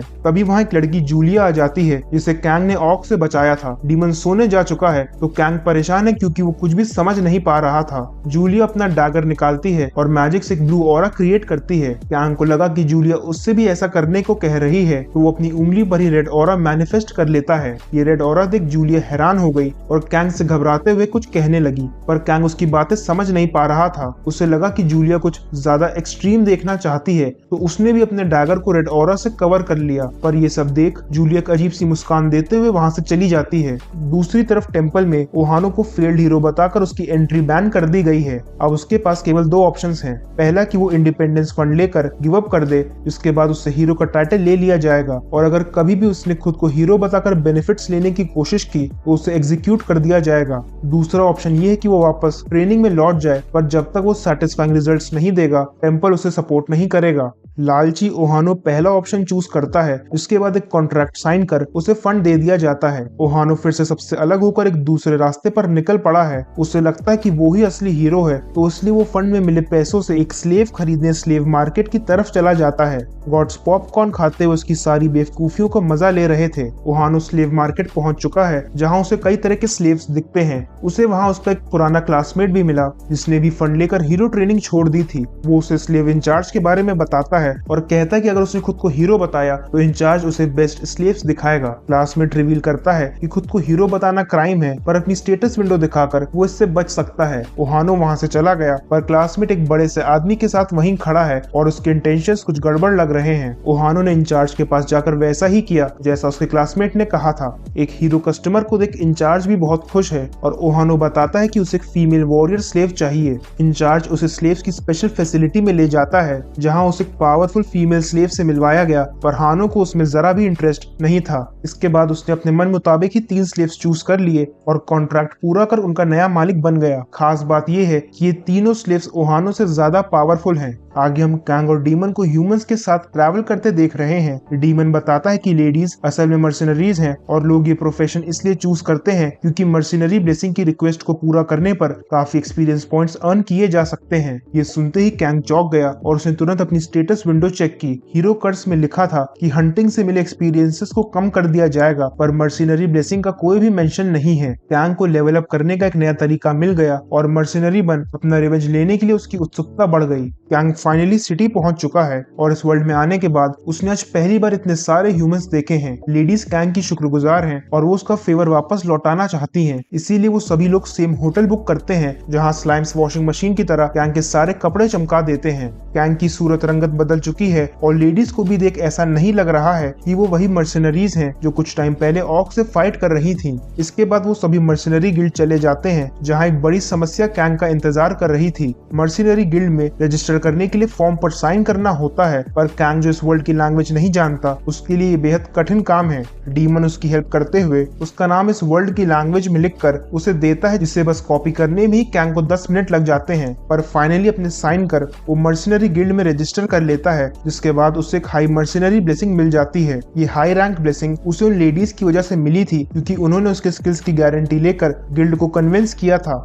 लेडीज कैंग को उसका फर्स्ट मिशन देती हैं जो कि ऑक्स ऑपरेशन का है। इसमें उसे ऑक्स को किल कर उनकी नोजेस एविडेंसेस के लिए लानी थी। जितनी ज्यादा नोजेस वो लेकर आएगा उतना ही बड़ा रिवॉर्ड उसे दिया जाएगा। कैंग इस मिशन में इंटरेस्टेड है क्योंकि उसके पास ऑक्स का ध्यान खींचने के लिए चारा पहले से ही उपलब्ध है। गॉड पूछता है कि क्या उसे एक और नरसंहार देखने को मिलेगा, जिस पर कैंग मुस्कुराते हुए कहता है कि कोई नरसंहार नहीं होगा, बल्कि इस बार तो पूरी की पूरी प्रलय आएगी। दूसरी तरफ टेंपल में सेंटेस को ओहानो के जाने की खबर मिल चुकी है, जिससे वो बिल्कुल भी दुखी नहीं है। करेंटली फैंटेसिया में 2 सेंटेस हैं, पर असली फाइट शुरू होने के बाद सारी जिम्मेदारियां उसे ही निभानी पड़ेंगी। उसे नल्स की मिस्टीरियस किलिंग के बारे में भी बताया जाता है। ऐसा कहा जा रहा है कि एक स्मॉल ग्रुप ने नल्स को मारा है, पर इस पर विश्वास करना सेंटेस के लिए मुश्किल है क्योंकि नल्स इतने वीक नहीं होते कि चलते फिरते उन्हें कोई भी निपटा दे। तभी सेंटेस को एक और न्यूज दी जाती है कि अकेडमी में नए हीरोज के सम्मान में एक प्रोग्राम रखा गया है जिसमें वो सभी इन्वाइटेड हैं। ये सुनकर सेंटेस हैरान है क्योंकि हीरोज की इन्फॉर्मेशन कॉन्फिडेंशियल थी, और उसे पता चलता है कि मर्सिनरी गिल्ड में किसी ने ओहानो की स्टेटस विंडो देख ली थी जिससे ये इन्फॉर्मेशन लीक हो चुकी है। सेंटेस कहती है कि उस बारे में सोच कर बताएगी। तभी एक सोल्जर भागते हुए कुछ रिपोर्ट करने आता है। सोल्जर्स को एक बैग मिला है जिसमें ऐसी चीजें पाई गई हैं जो हीरोज की दुनिया से मेल खाती हैं। सेंटेस को वो बैग दिखाया गया जो असल में कैंग का था। उस बैग की चीजें चेक करने पर सेंटेस को यकीन हो गया कि वो हीरोज के वर्ल्ड का ही है। ये बैग सोल्जर्स को नल फॉरेस्ट में मिला था और इसके बारे में अभी ज्यादा लोगों को पता नहीं है। जो भी हीरोज अभी टेंपल में हैं और जो छोड़कर जा चुके हैं उन सभी की पर्सनल चीजों को सेंटेस ने चेक किया है, पर इस बैग के बारे में उसे कुछ भी नहीं पता था। वो अपनी नाइट से उस बैग पर लगी नेम प्लेट को किसी हीरो की हेल्प से डिकोड करने को कहती है। सेंटेस सोच रही है कि इस बैग की एग्जिस्टेंस ही गलत है और इसका मतलब है कि गॉड से कोई बहुत बड़ी गलती हुई है। उसकी नाइट ये भी रिपोर्ट करती है कि विलेज में और भी लोगों की डेड बॉडीज के साथ कुछ फेरीज डेड मिली हैं। विलेजर्स का कहना है कि एक खतरनाक आउटसाइडर ने उन सभी को मारा है। ये वही चीफ के साथी हैं जिन्हें मारकर कैंग ने सिलेबस को बचाया था, पर सिलेबस ने कैंग से एनकाउंटर वाली बात अभी तक किसी को नहीं बताई थी। सेंटेस की चिंताएं एक एक कर बढ़ती चली जा रही हैं और उसे नहीं पता कि कौन आउटसाइडर है जिसने गॉड से बचकर उन्हें ही चुनौती दे डाली है। देखा कि सेंटेस को एक अनआइडेंटिफाइड बैग के बारे में पता चला है जिसकी चीजें हीरोज के वर्ल्ड से मेल खाती हैं। सेंटेस इसके ओनर का नाम पता लगाने को कहती है और उसे समझ नहीं आया कि एक परफेक्ट गॉडेस से इतनी बड़ी गलती कैसे हो सकती है। दूसरी तरफ कैंग मर्सनरी गिल्ड में रजिस्टर कर चुका है और अपने पहले और हंटिंग मिशन पर उन लेडीज के साथ जाने को तैयार है। मिशन शुरू हुआ और हम जूलिया को एक ऑर्क से फाइट करते देख रहे हैं। ऑर्क्स काफी पावरफुल हैं जिन्हें डिफीट करना आसान नहीं है, पर जूलिया की फ्रेंड लेशा अपनी फायर पावर से ऑर्क्स पर अटैक कर उसका पूरा साथ दे रही है। वो दोनों बड़ी मुश्किल से फाइट में टिके हुए हैं, पर लेशा एक चीज से आश्चर्यचकित है। वो एक नोबल लेडी है जिसने आज तक कई किंग्स, नाइट्स और मर्सनरीज से मुलाकात की है, पर उसने अपनी लाइफ में कैंग जैसा स्पेशल ह्यूमन नहीं देखा। कैंग स्पेशल इसलिए है क्योंकि उसके पास बिल्कुल विपरीत ब्लेसिंग्स और कर्सेस हैं। जहां हीरो कर्स की वजह से उसे डीमन समझा जाता है, तो वहीं फेरी ब्लेसिंग लोगों को उस पर विश्वास करने को मजबूर कर देती है। कैंग शक्ति प्रदर्शन करते हुए ऑक्स को मारे जा रहा था, जिससे बाकी ऑक्स भी उससे डरकर भागने लगे थे। लेडीज थक गई हैं, तो वो रेस्ट करने के लिए ब्रेक लेना चाहती हैं। कैंग आउटसाइडर ब्लेसिंग की वजह से असीम स्टैमिना का स्वामी है और थकान उससे कोसों दूर रहती है। जूलिया बताती है कि कैंग की ब्लेसिंग के अलावा उसकी स्वॉर्डमैनशिप भी बहुत खास है। वो एक अनस्टेबल स्वॉर्डमैनशिप यूज करता है जिससे उसके अटैक पैटर्न्स को प्रिडिक्ट नहीं किया जा सकता। ये स्वॉर्डमैनशिप इतनी डेंजरस है कि बस एक गलती से ही तलवारबाज की पूरी बॉडी डिस्ट्रॉय हो सकती है। हम देखते हैं कि कैंग ने एक पिक्चर बुक ले ली है जिससे वो इस दुनिया की लैंग्वेज सीखने की कोशिश कर रहा है। कैंग अपनी टूटी फूटी भाषा में लेडीज से मिशन कंटिन्यू करने को कहता है। रात में सभी लोग कैंपिंग कर रेस्ट कर रहे हैं, जहां कैंग अपने गॉड से बाकी दूसरे गॉड्स की लोकेशन के बारे में पूछता है। गॉड एक डायरेक्शन में पॉइंट करते हुए बताता है कि कई गॉड्स वहां पर एक साथ उपस्थित हैं। कैंग ये इसलिए जानना चाहता है क्योंकि वो बाकी गॉड्स को अवॉइड करना चाहता था। वो समझ जाता है कि उसी डायरेक्शन में टेंपल है जहां वो सेंटिस रहती है, जो उस इवल गॉडेस को सर्व करती है। कैंग अभी उनका सामना करने लायक स्ट्रॉन्ग नहीं है, तो वो उनसे दूर भागना चाहता है। तभी कैंग को आभास हुआ कि उन्हें किसी ने चारों तरफ से घेर लिया है और ये ऑक्स नहीं बल्कि ह्यूमंस हैं। कैंग डीमन को जगाकर इसकी जानकारी देते हुए बताता है कि वो ह्यूमंस उन लेडीज जितने पावरफुल हैं। डीमन हैरान है क्योंकि कैंग ने इतनी दूर से ही ह्यूमंस के लेवल को चेक कर लिया था। कैंग बताता है कि उसकी नल पावर्स का इफेक्ट है, जिसके बाद लेडीज को भी उठाया जाता है। ह्यूमंस उनके करीब आ चुके हैं और उनका लीडर काफी पावरफुल लग रहा है। लीडर उनसे वो ट्रेजर्स मांगता है जो उन्हें ऑक्स की हंटिंग कर मिले थे। साथ ही में लीडर कहता है कि वो मारे जाएंगे पर दोनों लेडीज को छोड़ दिया जाएगा अगर वो सरेंडर कर उनके साथ चलने को राजी हो जाएंगी। लेडीज ये सुनकर फाइट करने को तैयार हो जाती हैं और कैंग का भी गुस्सा उस पर हावी होने लगा था। इस दुनिया में बुलाए जाने के बाद से गॉड्स और मॉन्स्टर्स ने पहले ही उसका जीना मुश्किल कर रखा था और अब ह्यूमंस भी उससे दुश्मनी मोल ले रहे हैं। ह्यूमंस काफी ज्यादा हैं और उन लेडीज को प्रोटेक्ट करते हुए फाइट करना कैंग के लिए भी कठिन है। वो फिर से अपना ट्रम्प कार्ड यूज करते हुए जोर से चिल्लाता है, यहाँ पर दो बहुत सुंदर और स्ट्रॉन्ग फीमेल्स हैं। ह्यूमंस को कुछ भी समझ नहीं आया और उन्होंने उस पर अटैक कर दिया। कैंग ने अटैक्स को ब्लॉक करते हुए लीडर को पंच किया और उसकी ताकत से लीडर अपने होश खो बैठा। इससे पहले कि ह्यूमंस कुछ समझ पाते, कैंग के बुलाए हुए ऑक्स वहां आ गए और उन्हें अचानक उस एरिया में देख सब हैरान हो गए। पर कैंग खुश था क्योंकि उसे ह्यूमंस और ऑक्स की डबल हंटिंग कर ज्यादा एक्सपीरियंस पॉइंट्स मिलने वाले थे। इसके बाद कैंग ने अपना कहर बरसाना शुरू किया। उसके स्लॉटर कर्स की वजह से ह्यूमंस को ऑक्स से नहीं बल्कि उससे डर लगने लगा था। कुछ ह्यूमंस उस पर अटैक करने आते हैं पर बदकिस्मती से कैंग के हाथों मारे जाते हैं। लीडर अभी मरा नहीं था और उसने कैंग पर पीछे से एक पावरफुल स्वॉर्ड अटैक किया, जिससे कैंग घायल तो हुआ पर ब्लेसिंग की वजह से वो तुरंत हील होने लगा। लीडर को एहसास हो चुका था कि उसके सामने कोई ह्यूमन नहीं बल्कि एक मॉन्स्टर है और उसके रिएक्ट करने से पहले ही कैंग उसे बड़ी बेरहमी से मार देता है। आगे हम देखते हैं कि मिशन पूरा कर वो सभी गिल्ड वापस आ चुके हैं। कैंग ने काफी ज्यादा क्वांटिटी में ऑक्स की नोजेस को इकट्ठा किया था पर उस बैटल मेनियाक को ये क्वांटिटी भी कम लग रही थी। इस मिशन से वो दोनों लेडीज और डीमन लेवल अप कर चुके हैं। उनकी खुशी देख कैंग भी अपना लेवल चेक करने के लिए स्टेटस विंडो ओपन करता है पर इस बार भी निराशा उसके हाथ लगी थी क्योंकि उसका लेवल जरा भी इंक्रीज नहीं हुआ था। गॉड से इसके बारे में पूछने पर वो कैंग को इग्नोर करता है और हमें गॉड की ट्रैजिक हिस्ट्री पता चलती है। बहुत समय पहले सारी स्पीशीज साथ में रहती थी और अपनी दुविधाओं से छुटकारा पाने के लिए गॉड से प्रार्थना करती थी। धीरे धीरे गॉड्स अर्थ पर आने लगे और उन्होंने सभी स्पीशीज की हेल्प करना शुरू किया। उनकी हेल्प करने पर गॉड्स को बहुत खुशी होती क्योंकि ब्लेसिंग्स के बदले उन्हें स्पीशीज का प्यार और सम्मान मिलता।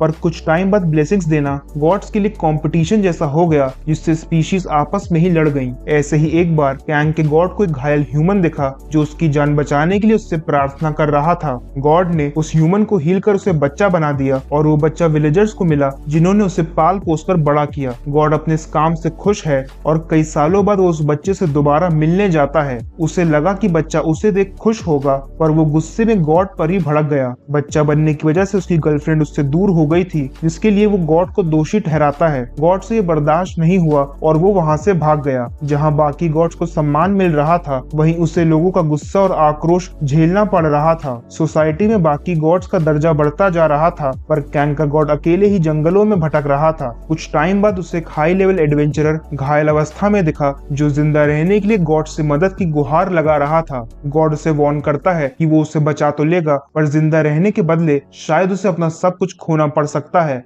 एडवेंचरर राजी है और गॉड उसे हील कर देता है, जिसके बाद वो एकदम ठीक हो गया पर उसका लेवल डिक्रीज हो चुका था। वो लेवल 38 से लेवल 1 पर आ चुका है पर सोचता है कि वो आसानी से दोबारा लेवल अप कर लेगा। आगे हम देखते हैं कि उस एडवेंचरर के दोस्तों ने उसका साथ छोड़ दिया क्योंकि काफी ट्रेनिंग करने के बाद भी वो लेवल अप नहीं कर पा रहा था। वो गॉड को एक एडवाइस देता है कि वो आगे से किसी को भी अपनी ब्लेसिंग ना दे क्योंकि उसकी ब्लेसिंग एक कर्ज के समान है जो इंसान से उसका सब कुछ छीन लेती है। गॉड को भी अब यकीन हो चुका था कि इस दुनिया में उसकी कोई जगह नहीं है। वो सबसे दूर एक फॉरेस्ट में रहने लगा जहाँ कुछ सालों बाद उसे फिर से घायल लड़का सहायता मांगते दिखा। प्रेजेंट टाइम में गॉड को लग रहा है कि भले ही उसने अपनी ब्लेसिंग का नाम बदल कर आउटसाइडर रखा और कैंग की हेल्प की, पर जब उसे सच का पता चलेगा तो वो भी उससे दूर चला जाएगा। उसका शक सच साबित हुआ और कैंग गॉड की ब्लेसिंग का असली मतलब अब समझ चुका था। ब्लेसिंग से स्टेटस रीसेट होने का मतलब है कि कैंग के लेवल भी रीसेट हो जाएंगे। वो चाहे कितनी भी हंटिंग क्यों ना कर ले, उसका लेवल रीसेट होकर वापस लेवल 1 हो जाएगा। गॉड को लगा कि कैंग भी गुस्सा होकर उससे दूर चला जाएगा, पर इसके विपरीत कैंग उससे कुछ भी नहीं कहता। कैंग को इससे फर्क नहीं पड़ता क्योंकि वो शुरू से ही इस दुनिया में अकेला था। ये देख गॉड हैरान होने के साथ साथ खुश भी है और कैंग गॉड के साथ वापस अपनी जर्नी कंटिन्यू करता है। दूसरी तरफ हम ओहानो को देखते हैं जो अपनी स्लेव्स के साथ मॉन्स्टर हंटिंग कर रहा है। वो महाशय बस पीछे खड़े होकर ऑर्डर्स दे रहे हैं और सारी मेहनत उसकी स्लेव्स कर रही हैं। एक नल जिंदा बच गया था तो ओहानो अपने मैजिक की फायर पावर से कुछ ही सेकंड्स में उसका अंत कर देता है। प्रिंसेस एथेना का स्टूडेंट बनने के बाद उसे मैजिक ब्लेसिंग मिली थी जिससे वो पहले से ज्यादा पावरफुल हो चुका था। तभी उसका क्लासमेट जो उसे स्लेव मार्केट में मिला था अपने स्लेव के साथ वहां आ जाता है। उसे देख ओहानो थोड़ा घबरा गया क्योंकि उनके वर्ल्ड में वो अक्सर लोगों को बुली किया करता था। ओहानो खुद को मेन कैरेक्टर समझकर उस क्लासमेट को लड़ने की चुनौती दे देता है और क्लासमेट इसी का इंतजार कर रहा था। उसने अपने स्लेव को ऑर्डर दिए जो अपने मालिक के हुक्म को सराखों पर रखते हुए बैटल करने चला गया। ओहानो की स्लेव्स उसका सामना नहीं कर पाई और उसके एक ही अटैक से वो तीनों धराशाही हो गईं। वो स्लेव बहुत पावरफुल है और ये सब क्लासमेट ने पहले से ही प्लान कर रखा था। वो ओहानो से उसकी तीनों स्लेव्स मांगता है और इसके बाद हमें अपना महान मेन कैरेक्टर जमीन पर पड़ा मिलता है जिसकी स्लेव्स को उस क्लासमेट ने जबरन हथिया लिया था। आगे हम कैंग को लाइब्रेरी में देखते हैं जो किसी पावरफुल वेपन की तलाश में है। उसे यकीन हो चुका है कि वो लेवल अप नहीं कर सकता, तो इसे कंपनसेट करने के लिए वो एक पावरफुल वेपन चाहता था। डीमन और लेडीज ने उसे बताया है कि ऐसे वेपन्स पहले ही कॉन्फिस्केट किए जा चुके हैं और नए वेपन्स का मिलना इम्पॉसिबल है, पर कई बार ऐसे डेंजरस वेपन्स होते हैं जिनकी जानकारी गुप्त रखी जाती है। डीमन बताता है कि ऐसे एंशिएंट वेपन्स की रखवाली स्ट्रॉन्ग गार्डियंस करते हैं जिनसे कैंग कभी भी जीत नहीं सकता। हताश कैंग बाहर हवा खाने आ गया जहाँ एक और उसे डिस्टर्ब करने आ जाता है। कैंग ने उसे जाने को कहा पर सेम लैंग्वेज में बोलने वाले ह्यूमन को देख और उस पर अटैक कर देता है। कैंग का भी पेशेंस खत्म हुआ और उसने और को एक जोरदार पंच किया। वो यही नहीं रुका और अपनी कमजोरी का सारा गुस्सा उस ऑर्क पर निकालने लगा। उसे मारते वक्त वो कहता है कि ऐसी फैंटेसी दुनिया का क्या काम जिसमें कोई पावरफुल वेपन ही एग्जिस्ट ना करता हो। कैंग की मार से बचने के लिए ऑर्क रिवील करता है कि एक एंशिएंट वेपन अभी भी एग्जिस्ट करता है जो इस समय ऑक्स के हिस्टोरिकल विलेज में है। ये जानकर कैंग उसकी तरफ दोस्ती का हाथ बढ़ाते हुए उससे वेपन के बारे में पूछता है। हमें इस वर्ल्ड का हेरिडिटरी ऑर्डर पता चला जिसमें ड्रैगन सबसे ऊपर हैं और स्लाइम्स को वीकेस्ट माना जाता है। नाइट्स को भी इन लेवल से एसोसिएट कर उनकी स्ट्रेंथ का अंदाजा लगाया जा सकता है। जैसे dragon level knight orc level knight से ज्यादा पावरफुल होते हैं। बात करते करते ऑर्क कैंग को उस एंशिएंट जगह पर ले आया है, पर कैंग को अपने सामने केवल हरी भरी धरती दिखाई दे रही थी। अचानक वहां एक एंशिएंट विलेज अपीयर हो जाता है जिसमें वो सभी एंटर करते हैं। और को यकीन नहीं हुआ कि कैंग उसके साथ इस विलेज में कैसे एंटर कर सकता है क्योंकि इस विलेज में केवल लेवल 9 से नीचे के लोग ही आ सकते हैं। कैंग मुस्कुराते हुए बताता है कि वो बस लेवल 1 है और तभी उन पर अटैक हो जाता है। ऑर्क विलेज के सारे ऑक्स वहां आ चुके हैं जिन्हें लेवल 1 कैंग कमजोर लग रहा था। इससे पहले कि उनका साथी उनका ये भ्रम मिटा पाता, कैंग उसका अंत कर बाकी ऑक्स पर अटैक करने बढ़ता है। शाम होते होते कैंग ने ऑर्क विलेज के सारे ऑक्स का अंत कर दिया है। वो अपनी स्टेटस विंडो चेक करता है जिसमें उसके कर्सेस बढ़ चुके हैं। स्लॉटर कर्स की रैंक इंक्रीज हुई है और एक नया मैसेकर कर्स ऐड हो चुका है। उसने कुछ ह्यूमंस को भी बचाया है जिन्हें ऑक्स ने बंदी बना रखा था। एक ऑर्क जो मरने की एक्टिंग कर रहा था, कैंग उससे इस विलेज के एग्जिट के बारे में पूछता है क्योंकि ये विलेज एक भूल भुलैया जैसा है जिससे कैंग बाहर नहीं निकल पा रहा था। ऑर्क बताता है कि इस विलेज का सेंटर ही इसका एकमात्र एग्जिट है, पर विलेज के सेंटर में पहुंचने पर कैंग को वहां कोई एग्जिट दिखाई नहीं देता। तभी वहां एक पोर्टल खुला जिसमें से एक पावरफुल ऑर्क बाहर निकला। कैंग उसे देखते ही समझ गया कि वो ऑर्क उससे बहुत ज्यादा स्ट्रॉन्ग है क्योंकि वो असल में इस विलेज का गार्डियन था। जो भी इस एंशिएंट विलेज के बारे में जानता है, गार्डियन उसे विलेज के बाहर जाने नहीं दे सकता था। कैंग समझ गया कि गार्डियन वहां इसीलिए है क्योंकि उस जगह पर एक ट्रेजर है जिसकी रखवाली करना उसकी जिम्मेदारी है। यही सोचते हुए कैंग अपनी पूरी पावर से अटैक करता है, पर गार्डियन कमजोर नहीं था। उनकी पावर्स का क्लैश हुआ जिससे कैंग अपना एक हाथ खो बैठा। गार्डियन एक और अटैक करता है जिसे कैंग ने डॉज तो कर लिया, पर उसकी हालत बेहद खराब हो चुकी थी। लेकिन ब्लेसिंग की वजह से उसका स्टेटस रीसेट हुआ और कुछ ही सेकंड्स में वो बिल्कुल पहले जैसा हो गया। ये देख गार्डियन हैरान हो जाता है और उसे लगने लगा कि कैंग इमॉर्टल है, पर गार्डियन को इससे फर्क नहीं पड़ता और वो ठान लेता है कि चाहे उन्हें हजारों सालों तक ऐसे ही लड़ना पड़े, पर वो कैंग को वहां से बाहर नहीं जाने देगा। दूसरी तरफ आर्या और यूबोरा अपने लेवल्स और ब्लेसिंग्स के बारे में डिस्कस कर रहे थे कि तभी सेंटिस उनसे मिलने आ जाती है। सेंटिस कहती है कि वो नॉर्मल चिट चैट के लिए आई है, पर उसके इंटेंशंस कुछ और ही थे। वो हीरोज के आपसी कंपटीशन से चिंतित है क्योंकि इससे उनमें एंगर और जेलिसी पैदा हो जाएगी, जिससे वो करप्ट हो सकते हैं। करप्टेड हीरोज को फॉलन हीरो भी कहा जाता है, जो अपनी ब्लेसिंग्स का गलत इस्तेमाल करते हैं। फॉलन हीरो को मारा नहीं जाता क्योंकि करप्ट होने के बाद भी उन्हें यूज किया जा सकता है। ये सुनते ही यूबोरा को कैंग की याद आ गई और वो विश करने लगी कि काश वो सही सलामत घर पहुंच गया हो। तभी सेंटिस यूबोरा से कैंग हेंसू के बारे में पूछती है और उसके मुंह से कैंग का नाम सुनते ही यूबोरा चौंक जाती है। जब उसने बताया कि कैंग उसका क्लासमेट है तो सेंटिस के हाव भाव बदल गए और वो यूबोरा से उसे कैंग के बारे में सब कुछ बताने को कहती है। कई घंटों तक बात करने के बाद सेंटिस अपने रूम में आ गई और उसे पता चल चुका था कि कैंग वही लड़का है जिसने जब हीरो बनने से मना किया तो गॉडेस ने उसे वापस घर भेज दिया। उसके बैग को देख सेंटिस सोच रही है कि अगर हीरोज को पता चला कि कैंग वापस घर नहीं जा पाया है तो गॉड्स पर उनका विश्वास उठ जाएगा। अगर कैंग अब तक मारा जा चुका है तो उसे बस उस एविडेंस यानी उसके बैग को छुपा कर रखना है, पर अगर वो जिंदा है।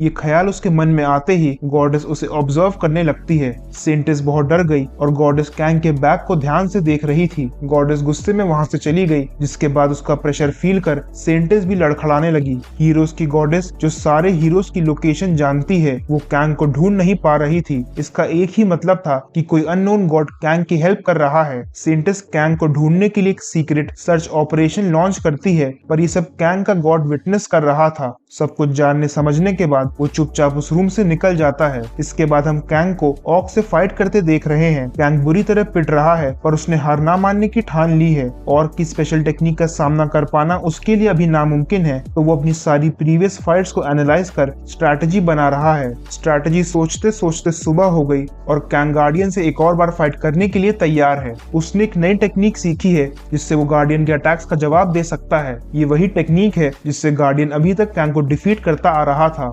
गॉड भी उसके नए स्किल्स से शॉक्ड है और तभी कैंग की स्टेटस विंडो अपीयर हो जाती है। उसकी आउटसाइडर ब्लेसिंग का लेवल इंक्रीज हो चुका है, जिसके लिए वो गॉड का शुक्रगुजार है, पर साथ ही में उसका हीरो कर्ज भी स्ट्रॉन्ग हो चुका है, जिसका मतलब है कि गॉडेस को कैंग के जिंदा होने का पता चल चुका है। कैंग अब और समय वेस्ट ना करते हुए सीधे गार्डियन से फाइट करने चला जाता है, पर जब वो गार्डियन के पास पहुंचा तो गार्डियन ने उसे एंशिएंट टेरिटरी के अंदर बुला लिया। कैंग समझ गया कि गार्डियन इस जगह से बंधा हुआ है और वो उस जगह को छोड़ कहीं और नहीं जा सकता। गार्डियन कैंग को वेपन दिखाने का लालच देकर धोखे से ट्रेनिंग ग्राउंड्स में ले आया था। गार्डियन कहता है कि उसके जिंदा रहते हुए कैंग कभी भी वेपन तक नहीं पहुंच पाएगा और आज उसका इस विलेज में आखिरी दिन होगा। पर कैंग पहले से ही गार्डियन की मंशा जानता है और वो जानबूझकर उसके साथ ट्रेनिंग ग्राउंड्स में आया था। गार्डियन उस पर अटैक करता है, पर आज कैंग हारने वाला नहीं था। वो अपनी नई टेक्निक का यूज कर गार्डियन को बराबर की टक्कर दे रहा था। गार्डियन भी उसकी प्रोग्रेस से हैरान है, पर उसका ध्यान कहीं और था। वो एग्जिट की तरफ देखे जा रहा था और कैंग भी ये नोटिस कर लेता है। कैंग समझ गया था कि गार्डियन इस जगह को छोड़ना नहीं चाहता और इसीलिए वो उसे एग्जिट की तरफ किक करता है। तभी वहाँ एक पोर्टल ओपन हुआ और गार्डियन उस टेरिटरी से बाहर निकल गया। कैंग को फाइनली एग्जिट का पता चल चुका है और अब बस वेपन लेना बाकी था। थोड़ा आगे आने पर उन्हें कुछ स्वॉर्ड्स दिखती हैं और गॉड कैंग को बताता है कि वो असल में होली स्वॉर्ड्स हैं। इन स्वॉर्ड्स की डिवाइन एनर्जी को कैंग भी फील कर पा रहा था, पर वो स्वॉर्ड कैंग को रिजेक्ट करने लगती है। इन स्वॉर्ड्स को केवल हीरोज ही यूज कर सकते हैं, पर कैंग जो कर्स्ड हीरो है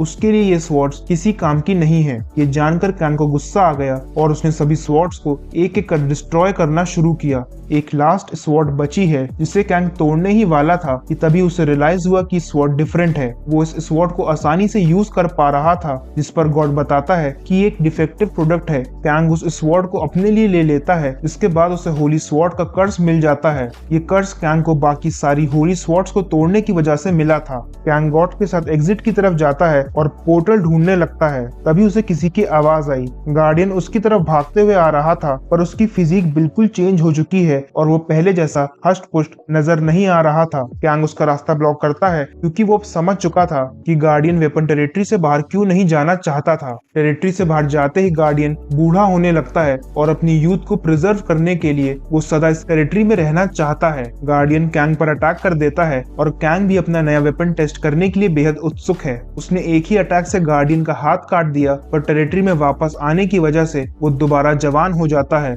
हील होते ही उसने फिर से अटैक किया, पर अब कैंग उससे ज्यादा पावरफुल बन चुका था। गार्डियन को दोबारा डिफीट करते हुए कैंग इस बार उसे टेरिटरी से वापस बाहर फेंकने वाला था। उसकी इंटेंशंस जानकर गार्डियन उससे माफी मांगने लगा क्योंकि वो दोबारा अपनी जवानी को खोना नहीं चाहता था। वो कैंग को इस जगह से बाहर निकलने का रास्ता बताने के लिए भी तैयार है। गार्डियन बताता है कि वो इस जगह की एग्जिट को किसी ऐसी जगह पर शिफ्ट कर सकता है जो होली स्वॉर्ड के आसपास हो, पर होली स्वॉर्ड को मॉन्स्टर्स यूज नहीं कर सकते हैं। इसका सल्यूशन कैंग के पास पहले से ही है क्योंकि उसे होली स्वॉर्ड मिल चुकी है। कैंग के पास होली स्वॉर्ड देख गार्डियन के होश उड़ गए और उसे समझ आ गया कि वो अभी तक हीरो से फाइट कर रहा था। गार्डियन कैंग के सामने सरेंडर कर बताता है कि उसकी यूथ और अमर होने का कारण वो टेरिटरी ही है, जो असल में हीरोज का टेस्टिंग ग्राउंड है। गार्डियन वो फाइनल बॉस है जिसे डिफीट कर हीरोज होली स्वॉर्ड ले सकते हैं। कैंग को अभी भी उस गार्डियन पर पूरी तरह भरोसा नहीं है, तो वो कहता है कि वो अपने साथ बाकी ह्यूमंस को भी उस जगह से ले जाना चाहता है। गार्डियन को इससे कोई एतराज नहीं है और ह्यूमंस कैंग के साथ जाने के लिए तैयार हैं। उस जगह पर एक पोर्टल ओपन हुआ, पर पोर्टल से कैंग की अच्छी हिस्ट्री नहीं रही है, तो वो गॉड से कंफर्म करने की रिक्वेस्ट करता है कि क्या ये पोर्टल वाकई सेफ है। गॉड उसे यकीन दिलाता है कि पोर्टल उसे एक बिल्कुल सुरक्षित जगह तक ले जाएगा, पर कैंग अभी तक वापस आने का तरीका नहीं जानता था। गार्डियन कहता है कि अगर वो होली स्वॉर्ड से वापस आने को कहेगा तो उसकी आवाज उस तक पहुंच जाएगी और वो दोबारा पोर्टल ओपन कर देगा। इसके बाद कैंग ह्यूमंस के साथ पोर्टल में जाता है और एंटर करते ही वो दूसरी जगह टेलीपोर्ट हो चुका था, पर कैंग को समझ नहीं आ रहा था कि वो आखिर कौन सी जगह पर टेलीपोर्ट हुआ है। तभी कैंग को वहां पर एक होली स्वॉर्ड दिखी और ये जगह सेफ ना लगने पर उसने अपनी स्वॉर्ड से कहकर पोर्टल दोबारा ओपन करवाया और उन ह्यूमंस को वहां से वापस जाने को कहा। उस जगह पर उसे एक नोबल लेडी के कपड़े भी दिखे और वो अलर्ट हो गया क्योंकि एक नोबल लेडी जिसके पास होली स्वॉर्ड है वो कोई नॉर्मल इंसान नहीं हो सकती। कैंग को ये सब डेंजरस लग रहा था, पर गॉड कहता है कि ये तो बस शुरुआत है, आगे और भी खतरनाक चीजें उसका इंतजार कर रही हैं। ऐसा लग रहा था कि मानो गॉड कैंग को जानबूझकर इस जगह पर लाया है और हमारा शक सच साबित हुआ क्योंकि कैंग को उस रूम में कुछ विचित्र दिखा जिसने उसका ध्यान अपनी तरफ खींच लिया। उसे इस रूम में अपना स्कूल बैग दिखा जिसका एक ही मतलब था कि ये सेंटिस का रूम है। गॉड जो पहले से ही सेंटिस के प्लान्स के बारे में जानता है, वो कैंग की हेल्प करने के लिए उसके जिंदा होने का एकमात्र एविडेंस उसका बैग उसे वापस दिलाने आया था।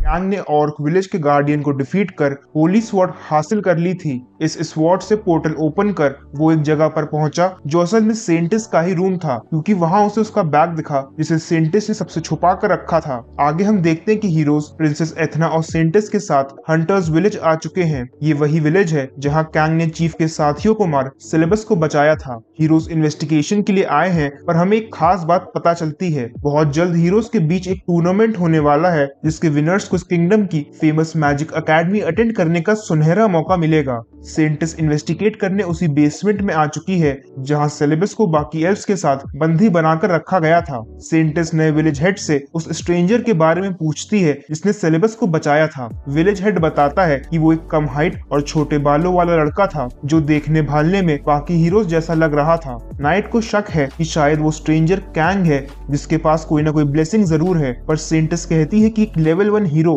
कभी भी नल्स को मार नहीं सकता क्योंकि उनके हीरोज ने भी जब नल्स से फाइट की थी तो उनका भी बड़ा बुरा हाल हुआ था। सेंटिस सोच रही है कि उस स्ट्रेंजर हीरो को आखिर ब्लेसिंग किसने दी क्योंकि सारे गॉड्स तो शुरू से ही टेंपल में उनके साथ मौजूद रहे हैं। नाइट के पूछने पर कि अगर वो स्पिरिट जिसने नल्स को फॉरेस्ट में मारा है और बैग का ओनर एक ही इंसान हुए तो सेंटिस कहती है कि गॉडेस उनके साथ है, सारे हीरोज भी उनके कंट्रोल में हैं, जिससे गॉडेस की गलतियों का पता किसी को भी नहीं चलेगा। फिलहाल उस अननोन हीरो के बारे में कोई नहीं जानता और उसके जिंदा होने का एविडेंस भी उसके पास एकदम सुरक्षित है। बाहर हीरो सेंटिस का वेट कर रहे थे और चॉइस सोच रहा है कि ये टूर्नामेंट तो वही जीतेगा क्योंकि उसे कंपटीशन देने वाला कोई भी नहीं है। तभी उसे फॉरेस्ट में किसी की परछाई दिखी जो उनके करीब आती जा रही थी। उसे नल समझकर वो बाकी हीरोज को भी वार्न करता है, पर हम देखते हैं कि वो परछाई असल में ओहानो की है जो बहुत बुरी तरह घायल है। ओहानो कहता है कि ये असली बैटल की इंजरीज हैं जो वो हीरोज कभी भी एक्सपीरियंस नहीं कर सकते, जिस पर पर चॉय इसे एक बहाना बताते हुए शो ऑफ कर उसे फाइट के लिए चैलेंज करता है। ओहानो भी चैलेंज एक्सेप्ट करता है, पर वो पहले से ज्यादा स्ट्रॉन्ग लग रहा था, जैसे मानो उसकी मैजिकल पावर्स लेवल अप हो चुकी हों। आर्या उन्हें रोकते हुए कहती है कि ऐसे फाइट करना अनफेयर है, क्योंकि ओहानो पहले से ही बुरी कंडीशन में था। तभी सेंटिस वहां आ जाती है, और क्योंकि वो भी इस फाइट को देखने में इंटरेस्टेड थी, तो वो ओहानो को हील कर उसे पूरी तरह स्वस्थ कर देती है। कुछ दिन पहले जब ओहानो के स्लेव्स को उससे चुरा लिया गया था,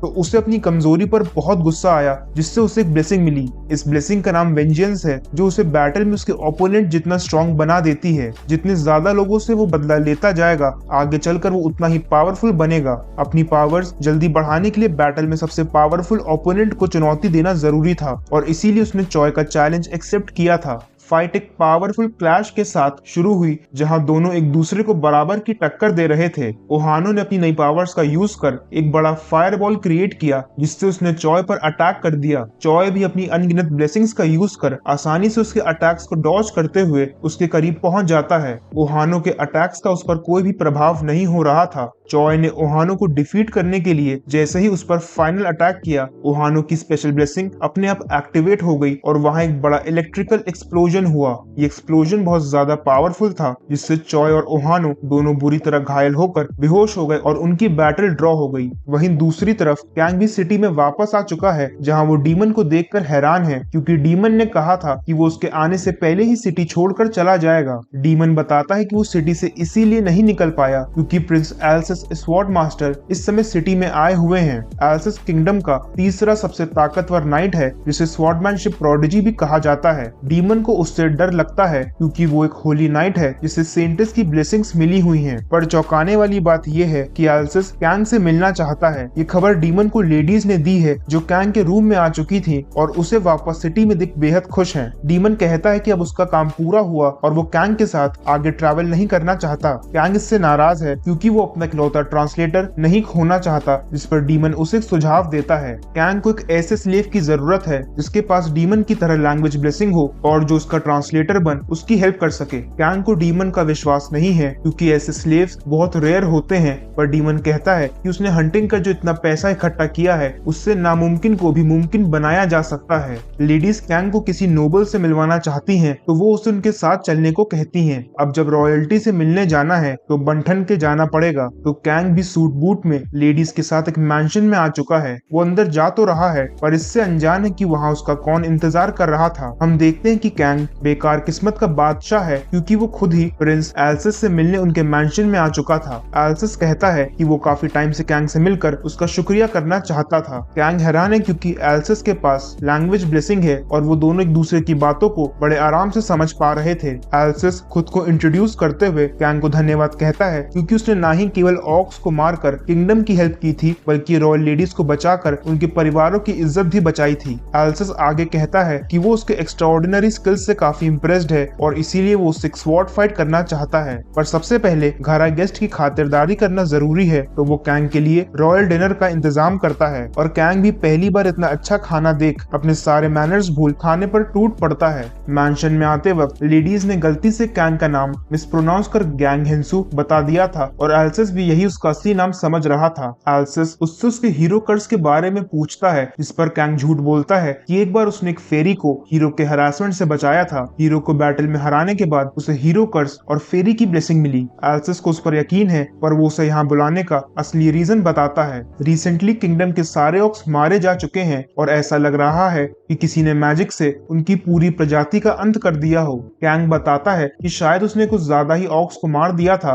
जिस पर एल्सिस थोड़ा चिढ़ते हुए कहता है कि अगर ऑक्स को मारना किसी साधारण व्यक्ति के लिए इतना ही आसान होता, तो वो जो एक रॉयल नाइट है उसने कब का ऑक्स को मार दिया होता। एल्सिस का गुस्सा लेडीज ने भी फील किया और फाइनली उनकी स्वॉर्ड फाइट की घड़ी आ चुकी थी। सभी लोग मैंशन से बाहर आ गए हैं, पर मौके की गंभीरता को समझते हुए कैंग अपनी होली स्वॉर्ड नहीं निकालता। वो केवल डैगर से फाइट करना चाहता है, पर डैगर देखते ही एल्सिस हैरान हो गया, क्योंकि कैंग के पास फेरीज का रॉयल डैगर था। एल्सिस का डैगर में इंटरेस्ट देख कैंग उसे भी छुपा लेता है और डेमो के लिए बस अपनी उंगली पर रेड ऑरा क्रिएट कर लेता है। उसे ऐसा करते देख वहां खड़े सभी लोग चौंक गए और एल्सिस भी हैरान हो गया। एल्सिस भी इस टेक्निक को यूज करना जानता है, पर मेन बात ये है कि ये बेहद डेंजरस टेक्निक है। कैंग ने जो बड़े आराम से डेमो में दिखाया, उस टेक्निक पर महारत हासिल करने में एल्सिस को कई साल लग गए थे। लेवल 1 होने के बावजूद कैंग का ऐसा प्रदर्शन देख एल्सिस उसे अपनी स्पेयर स्वॉर्ड गिफ्ट में देता है। मैदान तैयार है और एल्सिस कैंग को पहला अटैक करने के लिए कहता है। इतने स्ट्रॉन्ग नाइट को अपने सामने देख कैंग से भी रहा नहीं गया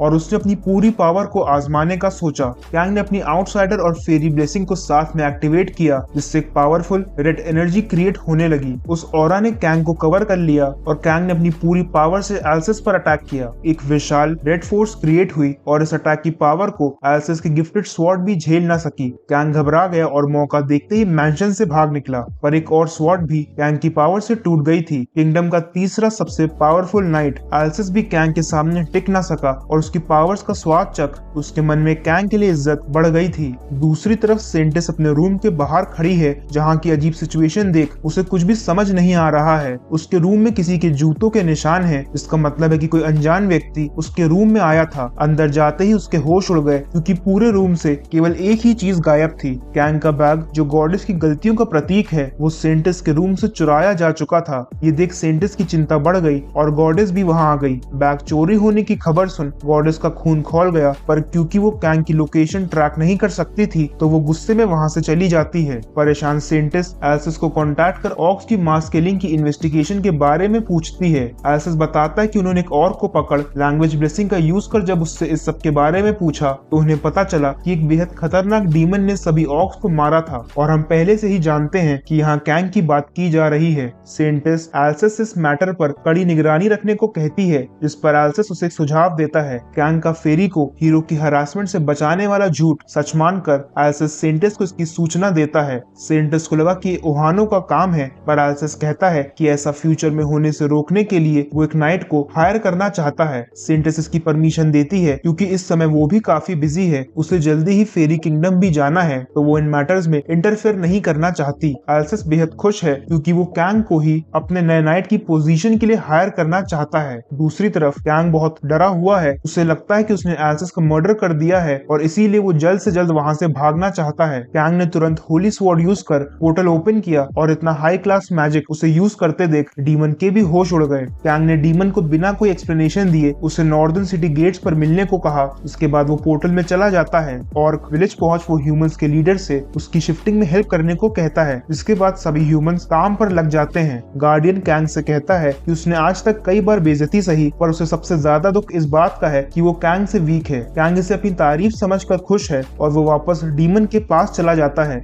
डीमन के पास पहुंचने पर कैंग उसे बताता है कि वो इस समय बस सेंटिस से दूर भागना चाहता है, तो डीमन उसे नॉर्थ की तरफ चलने का सुझाव देता है, क्योंकि वहां पर वेस्टर्न कॉन्टिनेंट का सबसे बड़ा स्लेव मार्केट है, जहां कैंग को लैंग्वेज ब्लेसिंग वाला स्लेव मिल सकता है। स्लेव मार्केट दूर है, पर समय कम होने के कारण कैरेजेस का इंतजार नहीं किया जा सकता था। कैंग डीमन को गोद में उठाकर भागना शुरू करता है और कुछ ही दिनों में वो स्लेव मार्केट पहुंच जाते हैं, जहां की चहल पहल देख वहां की पॉपुलैरिटी का अंदाजा लगाया जा सकता था। कैंग स्वॉर्ड से कहकर अपना पैसों वाला बैग मंगवाता है और स्वॉर्ड की एबिलिटी देख डीमन उसमें इंटरेस्ट दिखाने लगता है। उसने कैंग से स्वॉर्ड चेक करने के लिए मांगी, पर स्वॉर्ड पकड़ते ही उसे जोर का झटका लगा, क्योंकि वो एक होली स्वॉर्ड है जिसे कोई भी डीमन हाथ नहीं लगा सकता था। आगे बढ़ने पर उन्हें एक स्लेव ओनर अपनी स्लेव को डांटते हुए दिखा, जिस पर कैंग को गुस्सा आया, पर डीमन इसे स्लेव बेचने की टेक्निक बताता है। स्लेव को देखकर ऐसा लग ही नहीं रहा था कि उसे टॉर्चर किया जा रहा है और ओनर स्लेव को सबके सामने इसीलिए डांट रहा था ताकि कमजोर दिल वालों को उस पर दया आ जाए और वो उस स्लेव को ओनर से खरीद लें। इसके बाद डीमन कैंग को एक स्पेशल जगह पर ले जाता है, जहां हाई एंड स्लेव्स सेल किए जाते हैं। ये स्लेव्स हायर स्पीशीज के हैं, जिन्हें हर कोई खरीद नहीं सकता।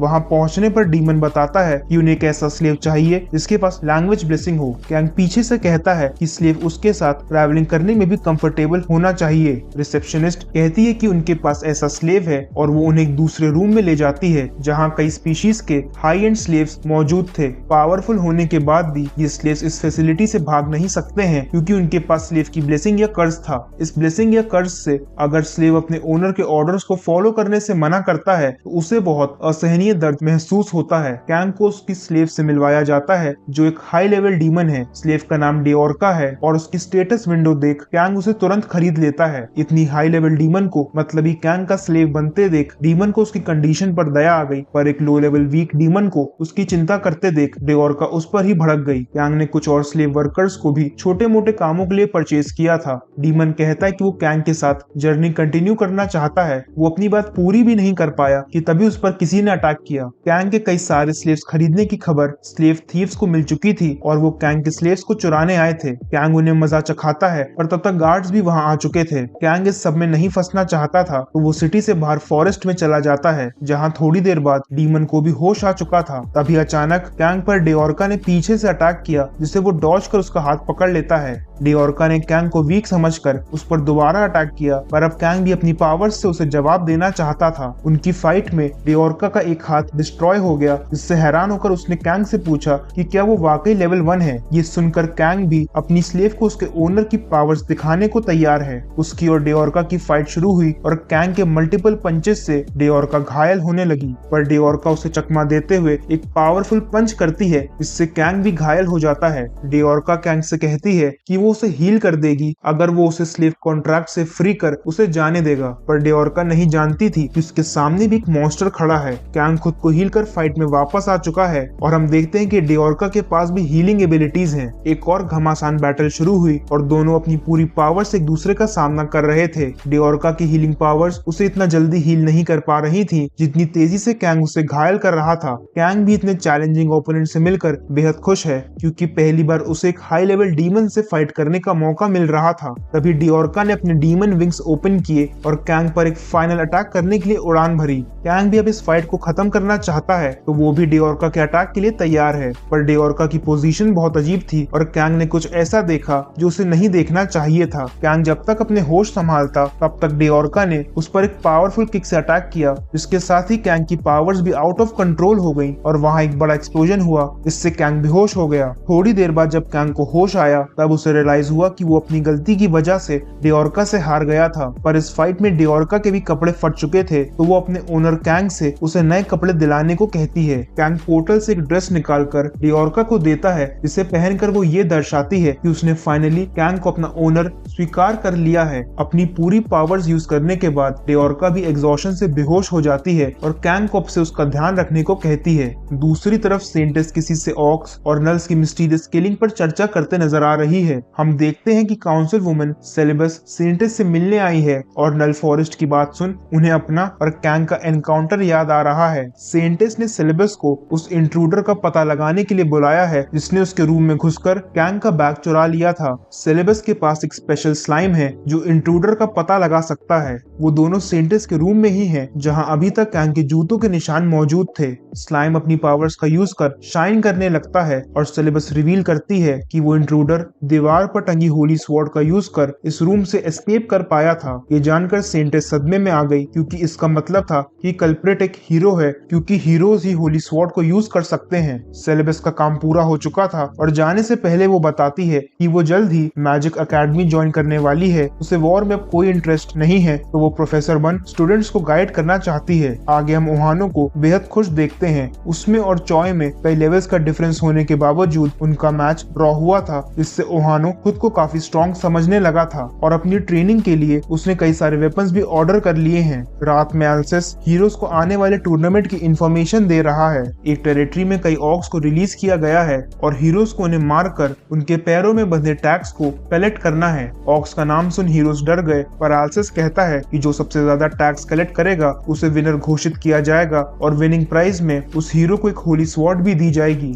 होली स्वॉर्ड का नाम सुन चॉय में टूर्नामेंट जीतने की आग सुलग गई और वो हर हाल में इस टूर्नामेंट को जीत ओहानो को पीछे छोड़ना चाहता है। ओहानो ने भी कुछ गार्ड्स को हीरो टूर्नामेंट के बारे में बात करते सुना था। इसके बाद वो भी अकेडमी अटेंड करना चाहता है, पर वो अकेडमी कुछ सीखने के लिए नहीं बल्कि अपनी वियर्ड फैंटेसीज को पूरा करने के लिए जाना चाहता था, लेकिन उसके पास अभी उसका हीरो स्टेटस नहीं है, तो वो अकेडमी अटेंड नहीं कर सकता था। ओहानो ने डिसाइड किया कि वो सबसे पहले अपना हीरो स्टेटस वापस लेगा, जिसके बाद वो तुरंत टेम्पल चला जाता है। वहां पहुंचते ही उसने अनाउंस किया कि वो भी इस टूर्नामेंट में पार्टिसिपेट करना चाहता है और ये सुन चॉय गुस्से से पागल हो रहा था। एल्सेस ओहानो से कहता है कि अगर वो हीरो फंड वापस लौटा दे तो वो टूर्नामेंट में पार्ट ले सकता है। ओहानो कहता है कि उसने सारे फंड्स ट्रेनिंग पर खर्च कर दिए, पर वो फ्यूचर में उन्हें सारे पैसे लौटा देगा। एल्सेस को गुस्सा आ रहा था और वो पर्सनली ओहानो का लेवल चेक करना चाहता था। ओहानो भी अपने नए स्किल्स दिखाना चाहता है, पर बैटल शुरू होते ही खत्म हो गई और एल्सेस ने ओहानो को एक ही अटैक अटैक में धूल चटा दी। इसके बाद एल्सिस उन हीरोज से हाथ उठाने को कहता है जो इस टूर्नामेंट में पार्टिसिपेट करना चाहते थे। बताया जा रहा है कि टूर्नामेंट में हीरोज को कोई प्रोटेक्शन नहीं दिया जाएगा, जिसका मतलब है वो उस टूर्नामेंट में मारे भी जा सकते हैं। कुछ हीरोज इससे घबराए हुए हैं तो वहीं कुछ बिना समय गवाए बेझिझक हाथ उठा देते हैं। कुछ हीरोज को हिचकिचाते देख एल्सिस उन्हें मोटिवेट करता है, पर सेंटिस उसे बीच में ही टोक देती है। वो कहती है कि जो हीरोज पार्टिसिपेट नहीं करना चाहते वो इसी वक्त अपना सामान बांधकर टेंपल से निकल जाएं, क्योंकि ये टेंपल केवल बहादुर हीरोज को सपोर्ट करता है और ये कमजोर हीरोज की धर्मशाला नहीं है। ये सुनते ही सारे हीरोज तुरंत पार्टिसिपेट करने के लिए तैयार हो जाते हैं और जो अभी भी डर रहे थे उन्हें टेंपल से निकाल दिया जाता है। अपने डर पर विजय पाना ही इस टूर्नामेंट का पहला फेज था और बचे हुए हीरोज इस फेज को क्लियर कर चुके थे। दूसरी तरफ हम कैंग को डिओर्का के साथ ट्रैवल करते देख रहे हैं। डीमन उनसे अलग हो चुका है क्योंकि इतने पावरफुल लोगों के बीच उसे बार बार अपनी कमजोरी का एहसास हो रहा था और स्ट्रॉन्ग बनने के लिए वो उनसे अलग ट्रेनिंग पर निकल जाता है। कैंग और डिओर्का को साथ देख गॉड को अच्छा नहीं लग रहा था तो वो कैंग को छोड़ वहाँ से चला जाता है। गॉड सीधे टेंपल में आ गया जहाँ उसे सारे इवेंट्स के बारे में पता चलता है। टूर्नामेंट का विनिंग प्राइज होली स्वॉर्ड है, पर चैंपियंस को मैजिक अकेडमी ज्वाइन करने का मौका दिया जाएगा। ये जानकर गॉड वहाँ से निकल वापस कैंग के पास आ गया जो एक होटल में रुका हुआ है जहाँ डिओर्का रेस्ट कर रही थी। गॉड कैंग से अकेडमी ज्वाइन करने की जिद करने लगा, पर कैंग के दिमाग में अभी कुछ और ही चल रहा था। कैंग सिटी छोड़ने से पहले उन स्लेव थीव्स को सबक सिखाना चाहता है जिन्होंने लास्ट टाइम उस पर अटैक किया था। कैंग ने गॉड से कहा कि अगर वो उसकी हेल्प करेगा तो वो भी अकेडमी जाने के बारे में सोचेगा। गॉड के पूछने पर कि उसे क्या हेल्प चाहिए, कैंग कहता है कि उसे मछली फंसाने के लिए चारे की जरूरत है क्योंकि डिओर्का भी बेहोश है। तो अगले दिन गॉड ने कैंग का ट्रांसलेटर बन उसकी स्लेव्स खरीदने में मदद की। इतने सारे स्लेव्स को देख चोर भी आ गए जो कैंग के बिछाए जाल में फंस चुके थे। ये स्लेव्स कैंग ने उन चोरों को बाहर लाने के लिए ही खरीदे थे। चोरों का लीडर भी वहाँ आ चुका है, पर गॉड कैंग से ये सब जल्दी निपटाने को कहता है। कैंग अपनी पावर्स का यूज कर कुछ ही देर में सारे चोरों की धुलाई कर देता है। लीडर ने जब वहाँ से भागने की कोशिश की तो कैंग ने उसकी भी रीढ़ की हड्डी तोड़ दी। इसके बाद कैंग ने चोरों को गार्ड्स के हवाले कर दिया और स्लाइम्स उस जगह को साफ करने लगे, पर वो उन बोन्स को नहीं खा रहे थे जो चोरों के पास से मिले थे। ये बोन्स असल में रेयर इंग्रेडिएंट्स हैं जिन्हें स्लाइम्स नहीं खाते। गॉड ने फिर से अकेडमी जाने की जिद पकड़ ली, पर कैंग उसे इग्नोर कर रहा था। तभी एक नाइट कैंग के पास आकर उससे कुछ कहता है जो वो समझ नहीं पा रहा था। कैंग के कहने से पहले ही गॉड ट्रांसलेशन शुरू कर देता है। वो नाइट कैंग से उन बोन्स को खरीद अपने बेटे को गिफ्ट करना चाहता है जो जल्दी ही अकेडमी ज्वाइन करने वाला था। गॉड के बार बार जिद करने पर कैंग नाइट से कहता है कि बोन्स देने के लिए उसकी एक शर्त है। वो बोन्स के बदले पैसे नहीं चाहता बल्कि अकेडमी ज्वाइन करना चाहता है, पर नाइट इसे साफ इनकार कर देता है। अपने प्लान्स को फेल होते देख गॉड गुस्से में जमीन पर पैर पटक रहा था। तभी डिओर्का भी वहां आ जाती है और एक हाई लेवल डीमन को सिटी में घूमते देख नाइट उससे फाइट करने को तैयार हो जाता है। गॉड कैंग को नाइट से नेगोशिएट करने को कहता है, पर बात आगे ना बढ़ते देख गॉड का भी पेशेंस खत्म हो रहा था। गॉड ने एक दूसरा तरीका सोचा और वो वहां से गायब हो गया। तभी उस एरिया में एक डेडली प्रेशर फील हुआ और हम देखते हैं कि एक खतरनाक लेजेंडरी ड्रैगन उस सिटी में आ चुका है।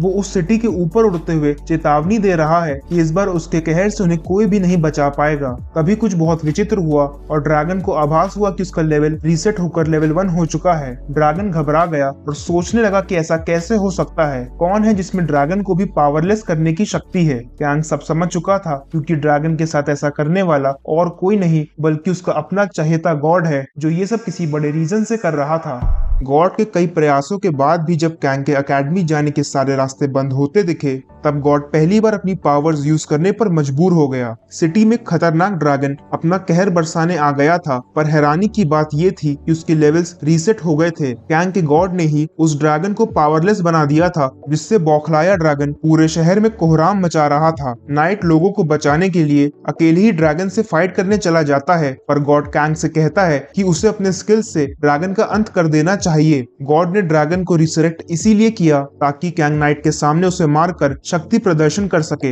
इससे नाइट इम्प्रेस हो जाएगा और सिटी को बचाने के लिए कैंग को इनाम में अकेडमी जाने की परमिशन भी मिल जाएगी। कैंग गॉड की बात मान अपनी होली स्वॉर्ड निकाल बैटल ज्वाइन करने का डिसीजन लेता है। दूसरी तरफ गार्ड्स ड्रैगन को रोकने का हर संभव प्रयास कर रहे थे, पर ड्रैगन अभी भी इतना वीक नहीं था कि उनके अटैक्स का सामना न कर पाए। ड्रैगन ने अपनी फायर ब्रेथ से सभी गार्ड्स पर अटैक किया, पर नाइट ने सही टाइम पर पहुंच उसकी फायर ब्रेथ को ब्लॉक कर दिया। नाइट भी काफी पावरफुल है और उसे देख कैंग कैंग को भी खुद पर भरोसा हो गया कि वो भी ड्रैगन से फाइट कर सकता है। कैंग ने डिओर्का को कुछ सेकंड्स के लिए ड्रैगन का ध्यान भटकाने को कहा क्योंकि वो अपना अटैक प्रिपेयर करना चाहता था। डिओर्का भी उसके ऑर्डर्स फॉलो कर ड्रैगन से फाइट करने पहुंच गई। ड्रैगन का पूरा ध्यान अब डिओर्का पर है और उनकी बैटल शुरू हो चुकी है। डिओर्का के मैजिक अटैक से ड्रैगन घायल तो हुआ पर उसकी फ्लेम्स का सामना कर पाना डिओर्का के लिए भी मुश्किल हो रहा था। दूसरी तरफ कैंग ने अपनी सारी ब्लेसिंग्स को कंबाइन कर पावर अप किया और ड्रैगन पर अटैक करने निकल पड़ा। उसने डिओर्का को सामने से हटने के लिए कहा और एक पावरफुल स्वॉर्ड अटैक से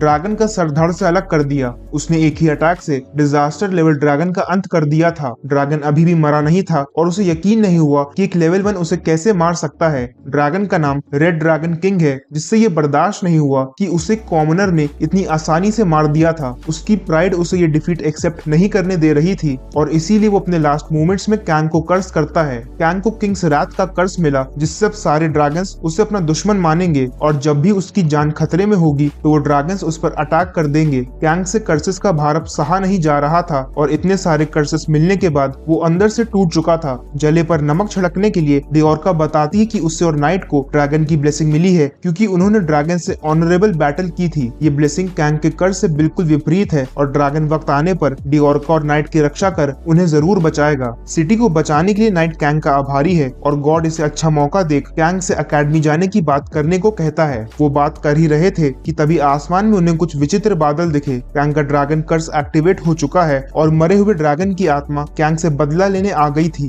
ड्रैगन की रेज इतनी पावरफुल है कि उसकी आत्मा स्केलेटन में ट्रांसफॉर्म हो जाती है और अब बैटल करने के अलावा कैंग के पास और कोई चारा नहीं बचा था। वो सोचता है कि जब ओरिजिनल ड्रैगन उसके सामने नहीं टिक पाया तो ये स्केलेटन क्या ही कर पाएगा, पर कैंग इससे अनजान है कि वो कितनी बड़ी मुसीबत में फंस चुका था। उसने एक बोन ड्रैगन को तो बड़े आराम से मार दिया, पर ऐसा करते ही उसका कर्स कई बार एक्टिवेट हो गया। हम देखते हैं कि सिटी में बोन ड्रैगन्स की पूरी आर्मी आ गई, जिनका टारगेट केवल कैंग था। जब नाइट ने उसे बचाने की कोशिश की तो ड्रैगन्स ने उस पर भी अटैक कर दिया, पर ड्रैगन ब्लेसिंग से एक और बोन ड्रैगन उसे प्रोटेक्ट करने के लिए क्रिएट हुआ और आखिर में दोनों ड्रैगन्स आपस में ही लड़ने लगे। पूरी सिटी में अफरा तफरी मच गई है और हर तरफ ड्रैगन्स तबाही मचाते नजर आ रहे हैं। डिओर्का भी लगातार फाइट कर थक चुकी है, पर ड्रैगन्स कम होने का नाम ही नहीं ले रहे थे। बेहोश हो जाने पर डिओर्का की ब्लेसिंग से क्रिएटेड बोन ड्रैगन उसे भी प्रोटेक्ट करने आ जाता है। इस बैटल का कोई अंत नजर न आने पर कैंग अपनी पूरी पावर से एक हाई इम्पैक्ट अटैक करता है और सुबह होते होते सारे ड्रैगन्स मारे जाते हैं। स्लाइम्स भी उस एरिया को साफ करने आ गए, पर ड्रैगन बोन्स रेयर इंग्रेडिएंट्स हैं तो स्लाइम्स उन्हें नहीं खा सकते थे।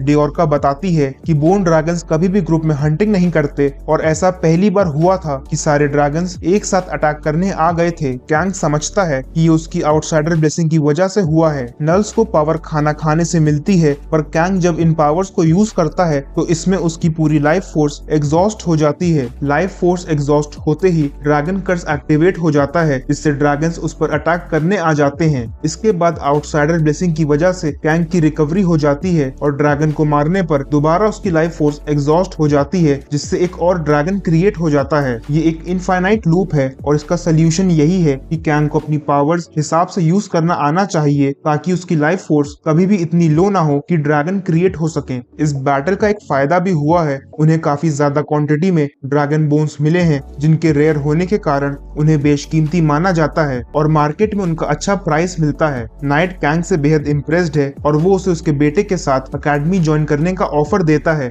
गॉड ये सुनकर बहुत खुश है क्योंकि उसका प्लान फाइनली सक्सेसफुल हो चुका था। नाइट कैंग को उनके घर चलने का इन्विटेशन भी देता है, जिससे कैंग खुले दिल से एक्सेप्ट करता है। कैंग और डिओर्का फाइनली नाइट के आलीशान मैंशन पहुंच चुके हैं, पर उन्हें मैंशन में आते देख कोई नाखुश नजर आ रहा है। दूसरी तरफ हमें पता चलता है कि हीरो टूर्नामेंट भी शुरू हो चुका है और सभी लोग अपने चहेते हीरोज को मोटिवेट करने आए हैं। ऐसा कहा जा रहा है कि चॉय स्ट्रॉन्गेस्ट हीरो है, पर यूबोरा और मियान के सपोर्टर्स की भी कमी नहीं है। सेंटेस ने टूर्नामेंट शुरू करने की घोषणा की और सभी हीरोज खुद को साबित करने और अपनी अलग पहचान बनाने के लिए निकल पड़े। चॉय ने पहले से ही एक कैरेज का इंतजाम कर रखा था, जिस पर वो अपनी टीम के साथ सवार होकर सबसे पहले फॉरेस्ट की तरफ निकल पड़ा। आर्या से भागा नहीं जा रहा था तो यूबोरा ने उसे पकड़ा और अपनी स्पीड ब्लेसिंग का यूज करते हुए वो भी चॉय के कैरेज जितना तेज भागने लगी। मियान की टीम भी पूरे जोश में आगे बढ़ रही है, पर ओहानो को कोई भी अपने साथ नहीं ले जाना चाहता था। वो अभी भी स्टार्टिंग लाइन पर ही खड़ा है कि तभी जूलिया वहां से गुजरती है। ओहानो जूलिया को पहले से नहीं जानता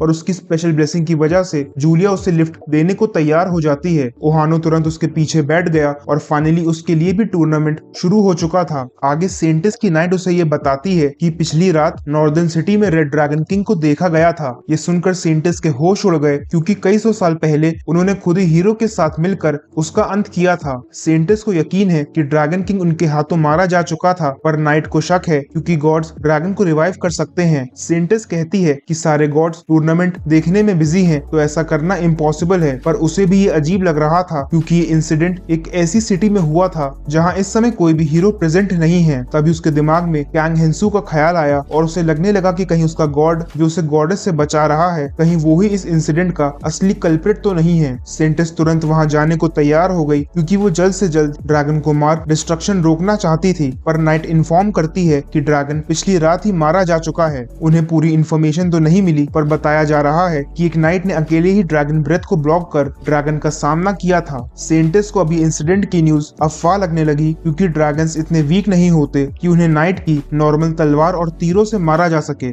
सेंटिस अपने रूम में आ चुकी है, पर वो परेशान है क्योंकि उससे इतनी सारी चीजें अकेले हैंडल नहीं हो रही थी। तभी उसे इन्फॉर्म किया जाता है कि मैजिक अकेडमी की प्रिंसिपल उससे कुछ जरूरी बात करना चाहती हैं। अकेडमी की प्रिंसिपल सेंटिस को ग्रीट करते हुए बताती हैं कि इस साल कई नए पावरफुल स्टूडेंट्स अकेडमी ज्वाइन करने वाले हैं और इसीलिए वो अंडरग्राउंड लैबिरिंथ को रीओपन करवाना चाहती है। लैबिरिंथ हिस्टोरिकल पीरियड में बनाई गई वो भूल भुलैया है, जहाँ पर ऐसे आर्टिफैक्ट्स पाए गए हैं जिनमें अब नॉर्मल पावर्स होती हैं। सेंटिस इससे राजी है और कहती है कि टूर्नामेंट ओवर होते ही वो हीरोज को अकेडमी भेज देगी, ताकि वो इन आर्टिफैक्ट्स के बारे में और जान सकें। पर सेंटिस को एक चिंता खाए जा रही थी। वो नहीं जानती कि इस टूर्नामेंट से कितने हीरोज टेंपल जिंदा वापस आ पाएंगे। दूसरी तरफ जूलिया ओहानो को फॉरेस्ट में ले आई है, जहां वो उसकी फ्रेंड लेशा से भी मिलता है। लेशा अपनी ऑब्जर्वेशन ब्लेसिंग से ओहानो की स्टेटस विंडो चेक करती है और उसे पहली बार किसी के पास इतनी सारी ब्लेसिंग्स दिखी थी। एक लेजेंडरी हीरो से मिलकर वो खुश है, पर आश्चर्यचकित भी होती अगर अब तक वो कैंग से ना मिली होती। उन्हें वहाँ पर कोई भी ऑर्क नहीं दिखा, पर उन्हें कुछ ऑर्क की डेड बॉडीज मिलती हैं। तभी उन्हें फॉरेस्ट में से आवाज आई और आगे जाकर देखने पर वो आर्या और यूबोरा को मिलकर ऑर्क से फाइट करते देखते हैं। उनका टीम वर्क काबिले तारीफ है, जिससे कोई भी ऑर्क उनके सामने टिक नहीं पा रहा था। यूबोरा अपनी मैजिक ब्लेसिंग का यूज कर एक के बाद एक ऑर्क्स की हंटिंग किए जा रही है और शांत क्लास प्रेसिडेंट का ऐसा रूप देख ओहानो को भी अपनी आंखों पर विश्वास नहीं हो रहा था। यूबोरा ये कहकर वहां से चली जाती है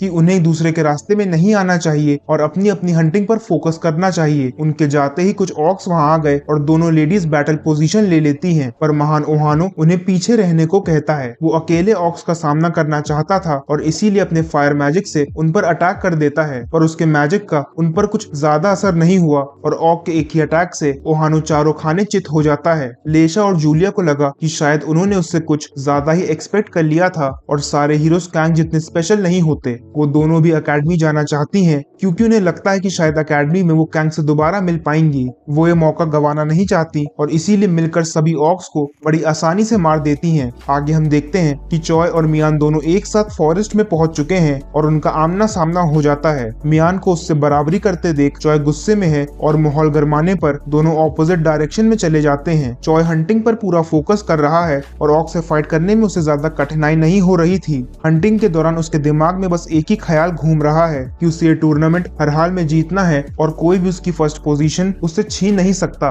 इधर मियान की टीम को कई ऑर्क्स ने घेर लिया था। मियान भी ऑर्क्स के बीच फंस चुकी है, क्योंकि उसकी चार्म ब्लेसिंग से ऑर्क्स उसकी तरफ अट्रैक्ट हो रहे थे। एक हीरो से बचाने की कोशिश करता है, पर अपना एक हाथ खो देने के कारण वो कुछ भी नहीं कर पा रहा था। मियान को जब पकड़ लिया गया तो उसके टीम मेंबर्स उसे बिट्रे कर देते हैं। वो कहते हैं कि वो उसके लिए अपनी जान नहीं दे सकते, पर वो जो ऑर्क्स का ध्यान खींचने में सक्षम है उन सबकी जान बचा सकती है। इस धोखे से मियान सदमे में है, पर वो तब भी उन सबको बचाने के लिए अपनी ब्लेसिंग का यूज कर ऑर्क्स का ध्यान खींचती है। जो हीरो इंजर्ड है उससे ये सब देखा नहीं जा रहा था, पर अपनी हालत की वजह से वो मियान को बचाने में असमर्थ है। सारे ऑर्क्स मियान के पीछे भागने लगे और उन्होंने जल्दी ही उसे पकड़ लिया। मियान को लगा कि उसका आखिरी समय है और वो आंखें बंद कर अपने मॉम डैड को याद करने लगती है। जब उसने आंखें खोली तो वो देखती है कि इंजर्ड हीरो बाइक इल्मन उसके सामने है। इसी तरह उसकी रिकवरी हो गई थी और उसका हाथ पहले जैसा हो गया था। पर हैरानी की बात यह है कि उस एरिया के सारे ऑर्क्स और उनके टीम मेंबर्स मारे जा चुके थे। बाइक मियान को सेफ देख खुश है, पर एग्जॉशन की वजह से वो बेहोश हो जाता है। ये देखकर सारे गॉड्स की आंखें भर आईं, पर एक डीमन गॉड उसके और बाइक के बीच जल्दबाजी में हुए इस कॉन्ट्रैक्ट से बेहद खुश है। बाकी हीरोज भी डर डर कर हंटिंग कर रहे थे कि तभी चॉय की टीम मेंबर उन्हें बताती है क्लास प्रेसिडेंट यूबो यूबोरा उनके वर्ल्ड की तरह इस वर्ल्ड में भी फर्स्ट पोजीशन पर चल रही है। अगर ऐसा ही चलता रहा तो इस वर्ल्ड में भी वो यूबोरा से पीछे रह जाएंगे। अगर वो ऐसा नहीं चाहते तो उन्हें चॉय की हेल्प करनी होगी, जिससे वो यूबोरा को फर्स्ट आने से रोक सकते हैं। दूसरी तरफ कैंग नाइट के मैंशन में उसकी सेवा सत्कार का आनंद उठा रहा था। नाइट ने कैंग को उनके बड़े बेटे के साथ अकेडमी अटेंड करने को कहा है। छोटे बेटे के पास पहले से ही एक पार्टनर है, पर बड़ा बेटा अकेडमी ड्रॉप आउट है। मतलब कैंग को नाइट के कमजोर और डरपोक बेटे के केयरटेकर के रूप में अकेडमी भेजा जा रहा है। कैंग इससे खुश नहीं है, पर डेओर्का ट्रांसलेट करते हुए कह देती है कि कैंग उनके बेटे का खास दोस्त और पावरफुल पार्टनर बन अकेडमी जाने को तैयार है। कैंग डेओर्का की इस मनमर्जी से नाराज है, पर नाइट का दिल रखने के लिए वो तैयार हो जाता है। कैंग का डिसीजन सुन नाइट और उसकी वाइफ को ऐसा लगा जैसे बरसों बाद खुशियों ने दोबारा उनके दरवाजे पर दस्तक दी हो। डेओर्का अपने शब्दों को कैंग के शब्द बताकर कहती है कि कैंग उनके उस डरपोक बेटे से मिलना चाहता है जो घर आए गेस्ट से मिलने के बजाय अपने कमरे में छुपा बैठा है। ये सुन नाइट और उसकी वाइफ दोबारा रोने लगते हैं और उन्हें काफी समझाने बुझाने के बाद कैंग भी अपने रूम में आ जाता है। जब उसने डेओर्का से अकेडमी के बारे में पूछा तो डेओर्का बताती है कि उन 4 अकेडमीज में से एक है जिन्हें ह्यूमंस ने मॉन्स्टर्स और डीमंस को अपोज करने के लिए बनाया था। यहाँ के स्टूडेंट्स को मॉन्स्टर्स से फाइट करने की ट्रेनिंग दी जाती है और उसके बाद भी वो कुछ ज्यादा स्ट्रॉन्ग नहीं बन पाते और इसीलिए अकेडमी अब षड्यंत्रकारी ग्रुप्स का ठिकाना बन चुकी है। तभी नाइट का बड़ा बेटा कैंग के रूम में बवंडर की तरह आ जाता है। वो कैंग से लड़ने आया है क्योंकि उसकी वजह से उसके पेरेंट्स का रो रो कर बुरा हाल हो चुका है। उस लड़के की बातें समझने के लिए कैंग को कोई ट्रांसलेशन की जरूरत नहीं थी क्योंकि उसके हाव भाव ही सब बयां कर रहे थे। अब क्योंकि नाइट ने उसकी जिम्मेदारी कैंग को दी है और कैंग जो खुद भी एक अच्छा बेटा है, वो उस लड़के में अपने कुछ संस्कार ट्रांसफर करने की सोचता है और इसीलिए कैंग ने उस लड़के की धुलाई शुरू की। वो उसे ये समझाना चाहता था कि उसके पेरेंट्स ये सब उसकी भलाई के लिए कर रहे हैं, तो उसे एक अच्छा बेटा बन उनका सपोर्ट करना चाहिए। कैंग जो खुद अपनी फैमिली से दूर हो चुका था, उसे इतनी केयरिंग फैमिली के बिगड़े बेटे को देख गुस्सा आ गया और भावनाओं में बहकर उसने उसे कुछ ज्यादा ही मार दिया। वो लड़का डरकर वहाँ से भागने लगा, पर डेओर्का ने मैजिक अटैक से उसे बेहोश कर दिया। उसकी कंडीशन देख सभी घबरा गए और हीलर ने उसका ट्रीटमेंट शुरू किया। शरीर में जान आते ही वो फिर से कैंग पर भड़क गया, पर इस बार कैंग ने ड्रैगन कर्स को एक्टिवेट किया, जिससे एक बोन ड्रैगन क्रिएट हुआ और उसने कैंग को निगल लिया। कैंग ने पावर्स का डिफरेंस समझाते हुए उस बोन ड्रैगन को तोड़ दिया और इतना पावरफुल ह्यूमन देख वो लड़का भी सहम गया। अगले दिन वो सभी अकेडमी के लिए निकल जाते हैं। एक हाई लेवल डीमन होने के बावजूद डेओर्का अकेडमी में अलाउड है क्योंकि वो कैंग की स्लेव है और स्लेव्स ओनर की प्रॉपर्टी माने जाते हैं। रास्ते में कैंग को एक साइन बोर्ड दिखा जिसे ट्रांसलेट कर डेओर्का बताती है कि वो सकरवॉट सिटी में एंटर कर चुके हैं। जैसे जैसे अकेडमी पास आते जा रही थी वैसे वैसे बड़े बेटे की दिल की धड़कनें भी बढ़ती चली जा रही थी और वो डर से कांप रहा था। अकेडमी की सुरक्षा व्यवस्था देख कैंग को लगा कि वो किसी अकेडमी में नहीं बल्कि एक फोर्ट्रेस सिटी में आ चुका है। नाइट का छोटा बेटा और उसकी पार्टनर सेलेरोना भी कैंग से इंटरैक्ट करते हैं और बातें करते करते वो फाइनली अकेडमी पहुंच चुके थे। कैंग ने फिजिकल टेस्ट पहले ही क्लियर कर लिए थे और काउंसलिंग रूम में काउंसलर उसकी फेरी ब्लेसिंग देखकर उसका एडमिशन भी एक्सेप्ट कर लेता है। बाहर आने पर कैंग हॉस्टल जाना चाहता है, पर गॉड की जिद करने पर वो एक स्टैचू को देखने चला जाता है। गॉड उस स्टैचू को देख खुशी से झूमने लगता है और तभी नाइट का छोटा बेटा और सेलेरोना वहां आकर कैंग को बताते हैं कि ये हीरो पेडोनिकस का स्टैचू है, जिसे हीरो का राइवल कहा जाता है। पेडोनिकस भी इसी अकेडमी से था और उसे पुराने समय में किसी और वर्ल्ड से समन किया गया था। गॉड की उत्सुकता देख कैंग को शक होने लगा और वो इसके बारे में प्राइवेटली इन्वेस्टिगेट करना चाहता था। तभी एक एरोगेंट सीनियर वहां आ जाता है और कैंग से स्टैचू पर बैनर लगाने को कहता है। बैनर के बारे में पूछने पर सीनियर गुस्सा हो गया क्योंकि ये बैनर असल में हीरोज को वेलकम करने के लिए लगाया जा रहा था। मतलब ये वही अकेडमी है जहां हीरोज फ्यूचर में एडमिशन लेने वाले हैं। कैंग को समझ आ गया कि गॉड ने उसके साथ कितना बड़ा खेल खेला है। गॉड उसे उसी अकेडमी में ले आया था जहां कुछ टाइम बाद हीरोज भी आने वाले थे। गॉड कैंग को दिलासा देता है कि सब कुछ ठीक हो जाएगा और उसके रहते उसे परेशान होने की जरूरत नहीं है। बैनर लगाने के बाद सीनियर एरोगेंटली कैंग को वहां से जाने के लिए कहता है। कैंग सीनियर की बातों को ना समझ पाने की एक्टिंग करने लगा, जिस पर सीनियर भड़क गया और वो कैंग को अकेडमी के एक ऐसे हिस्से पर ले आया जहां सीनियर्स अक्सर अपनी मनमानी किया करते थे। यहाँ पर ना ही फैकल्टी आती है और ना ही किसी सर्वेलियंस का इंतजाम है। मतलब कैंग भी यहाँ अपनी मनमानी कर सकता है। उसने सीनियर का गला पकड़ पोर्टल में से एक हथौड़ा मंगवाया और उसी हथौड़े से सीनियर को पीटना शुरू किया। एक और सीनियर जब उसे रोकने आई तो कैंग ने उस पर भी कोई रहम नहीं दिखाया। सीनियर्स को मजा चखाने के बाद कैंग वापस अपने रूम में आ जाता है जहाँ डेओर्का स्ट्रेचिंग कर रही थी।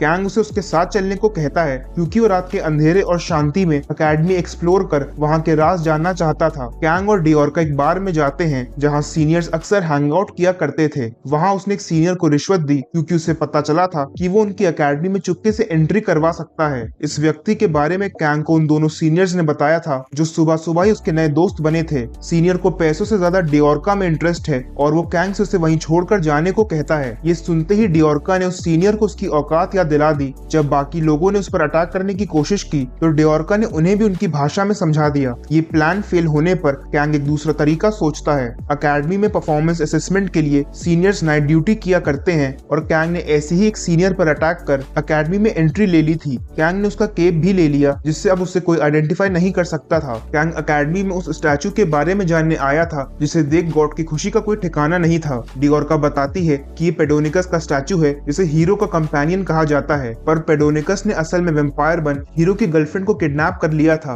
गॉड ने कैंग से कहा था कि उस स्टैचू के पास कोई हिंट मिलेगी, जिस पर डियोर्का बताती है कि पेडोनिकस के सामने उसी वुमेन नाइट का स्टैचू है जिसे उसने किडनैप किया था। पेडोनिकस का स्टैचू हमेशा नाइट की तरफ देखता है पर वुमेन नाइट का स्टैचू दूसरी डायरेक्शन में पॉइंट कर रहा था। वो दोनों वुमेन नाइट के स्टैचू का डायरेक्शन फॉलो करते हैं जिसके बाद उन्हें एक मैप दिखता है। मैप एक एरिया की लोकेशन बता रहा था जो लेक के पास है। डियोर्का एक पुरानी कहानी बताती है कि एक बार एक जलपरी पेडोनिकस का इंतजार करते करते स्टैचू में बदल गई थी। कैंग को इस पर विश्वास नहीं है पर थोड़ी दूर जाने पर उन्हें सच में जलपरी का स्टैचू नजर आता है जो पेडोनिकस की तरफ ही पॉइंट कर रहा था। क्योंकि जलपरी का फेस नीचे की तरफ है तो कैंग वहाँ पर कुछ ढूंढने लगता है। तभी उसका हाथ ग्लो करने लगा और उसकी उंगली पर एक मैजिकल रिंग अपीयर हो गई। इस रिंग से कैंग को फॉरगिवनेस की ब्लेसिंग मिली। इस ब्लेसिंग से कैंग का खुशहाल चेहरा लोगों को उसके प्रति अपनी फीलिंग्स कन्फेस करने पर मजबूर कर देगा और उसका दुखी चेहरा देख लोग उसे उसकी सभी गलतियों के लिए माफ कर देंगे। कैंग फाइनली इतने टाइम बाद एक ब्लेसिंग पाकर खुश है पर गॉड उसकी नई ब्लेसिंग से नाराज नजर आ रहा था क्योंकि वो कैंग की जिंदगी में जरा सा भी कंफर्ट नहीं देखना चाहता है। थोड़ी ही देर में कुछ प्रोफेसर्स कैंग को वहाँ पकड़ लेते हैं। वो एक रिस्ट्रिक्टेड एरिया में था और उसके साथ एक हाई लेवल डीमन को देख वहाँ का माहौल गरमाने लगा। कैंग अपनी नई फॉरगिवनेस ब्लेसिंग का यूज करते हुए मुंह लटका लेता है और उसकी ब्लेसिंग भी अपना काम करने लगती है। कैंग को सीधा साधा नया स्टूडेंट समझकर सभी प्रोफेसर्स उसे वार्निंग देकर छोड़ देते हैं। अगली सुबह सभी स्टूडेंट्स को अकेडमी में वेलकम किया जाता है। उन्हें आज उनके नए प्रोफेसर से इंट्रोड्यूस करवाया जाएगा जिसके बाद प्रिंसिपल उन्हें गाइड करेंगी। स्टूडेंट्स के बीच डियोर्का भी है जो बस इन इवेंट्स को देखने आई थी। वो बताती है कि प्रोफेसर्स में कुछ स्ट्रॉन्ग ह्यूमंस भी हैं और तभी अकेडमी की नई प्रोफेसर काउंसिल वुमेन सेरेबस को इंट्रोड्यूस करवाया जाता है। उसे देखकर कैंग की पुरानी यादें ताजा हो गई और सेरेबस का फीनिक्स भी कैंग को पहचानने लगा था। इसके बाद अकेडमी प्रिंसिपल भी वहाँ आ जाती हैं जो स्टूडेंट्स को बताती हैं कि बहुत जल्द हीरोज भी अकेडमी ज्वाइन करने वाले हैं। अब क्लास डिवीजन की बारी थी और सभी स्टूडेंट्स को अपर और लोअर क्लासेस में डिवाइड किया जाएगा और इसका फैसला सर्वाइवल से होगा। स्टूडेंट्स को आपस में फाइट कर तब तक टिके रहना है जब तक उनकी संख्या आधी ना हो जाए। प्रिंसिपल के ऑर्डर देते ही सभी स्टूडेंट्स आपस में ही भिड़ गए। वो कुत्ते बिल्लियों की तरह एक दूसरे से लड़ रहे थे पर कैंग को ये सब देख बड़ा मजा आ रहा था। अब क्योंकि उसके पास फॉरगिवनेस की ब्लेसिंग है तो अपने एक्शंस के लिए उसे ज्यादा सोचने की जरूरत नहीं थी। वो भी बीच में कूद पड़ा और ऐसा लग रहा था कि मानो शेर जंगल के छोटे मोटे जानवरों के शिकार पर निकला हो। नाइट का बड़ा बेटा अपर क्लास में नहीं जाना चाहता था और इसीलिए वो बेहोश होने की एक्टिंग करने लगता है। इसके बाद सभी अपर क्लास स्टूडेंट्स को वेलकम कर बताया जाता है कि अगर उनके ग्रेड्स सेटिस्फैक्टरी नहीं रहे तो उन्हें मिडिल क्लास में ट्रांसफर कर दिया जाएगा। अकेडमी के 2 कोर्सेस हैं, नाइट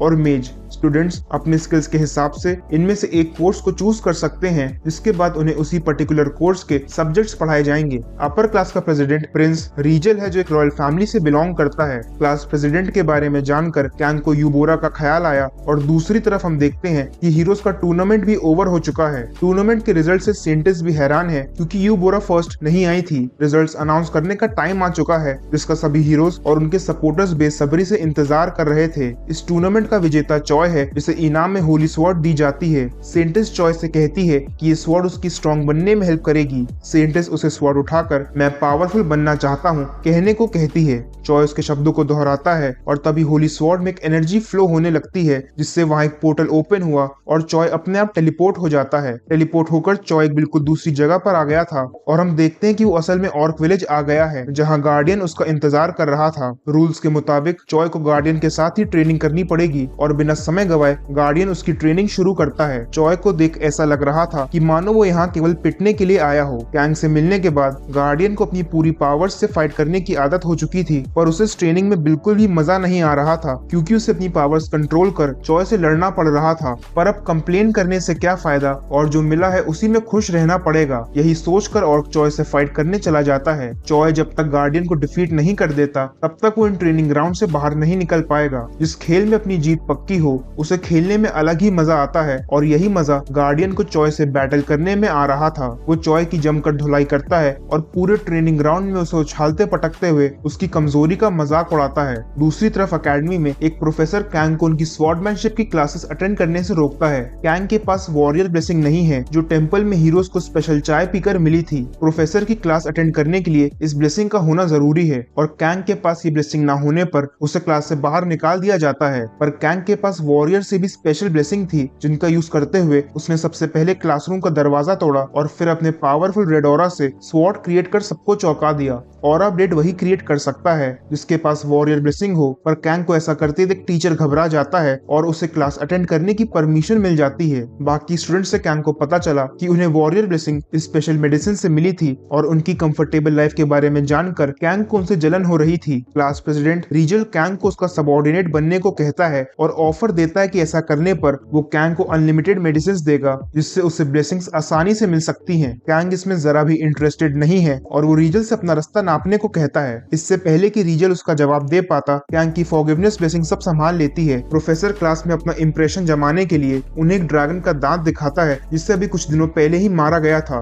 ड्रैगन का दांत देख कैंग को खुद पर गर्व महसूस हुआ और उसे दुनिया बेहद छोटी लगने लगी क्योंकि ये उसी रेड ड्रैगन किंग का दांत है जिसे कैंग ने मारा था। क्लास ओवर होने के बाद कुछ स्टूडेंट्स कैंग से मिलने आते हैं। ये वही स्टूडेंट्स हैं जिन्हें एंट्रेंस सेरेमनी में कैंग ने मारकर लोअर क्लास में भेजा था। वो कैंग को अकेले मिलने बुलाते हैं और वो तुरंत उनके साथ चला जाता है क्योंकि वो पहले से ही बोर हो रहा था। हम देखते हैं कि स्टूडेंट्स का एक ग्रुप कैंग का पहले से ही इंतजार कर रहा है और उन्होंने उसके मुंह बोले दोस्त नाइट के बड़े बेटे को काफी बुरी तरह मारा भी है। कैंग को गुस्सा और हंसी दोनों आई। हंसी नाइट के बेटे की बेवकूफी पर जो ये सोचकर लोअर क्लास में गया था कि वहाँ उसका बुली से पाला नहीं पड़ेगा, और गुस्सा उन बुलीज पर क्योंकि उन्होंने किसी ऐसे को चोट पहुंचाई थी जिसकी जिम्मेदारी कैंग को सौंपी गई है। कैंग ने पोर्टल में से एक बोन निकाला और एक स्टूडेंट उसके हाथ में बोन देख उसका मजाक उड़ाने लगता है। तभी कैंग ने उस पर बोन से अटैक किया और वो हवा को चीरते हुए पीछे जा गिरा। कैंग कहता है आज की उसकी सारी क्लासेस ओवर हो चुकी हैं और इसीलिए वो उन सभी के साथ क्वालिटी टाइम स्पेंड करना चाहता है। लीडर को समझ नहीं आ रहा था कि उसके दोस्त जो किंगडम के एलीट और टैलेंटेड स्टूडेंट्स में गिने जाते हैं, एक नो नेम कॉमनर उनका इतना बुरा हाल कैसे कर सकता है। कैंग ने अपने कर्सेस का यूज कर एक मॉन्स्टरस ऑरा क्रिएट किया जिसने लीडर को जकड़ लिया। इस ऑरा से लीडर और उसके साथी घबराने लगे और तभी कैंग ने उन पर अटैक कर उन्हें उनकी जगह दिखा दी।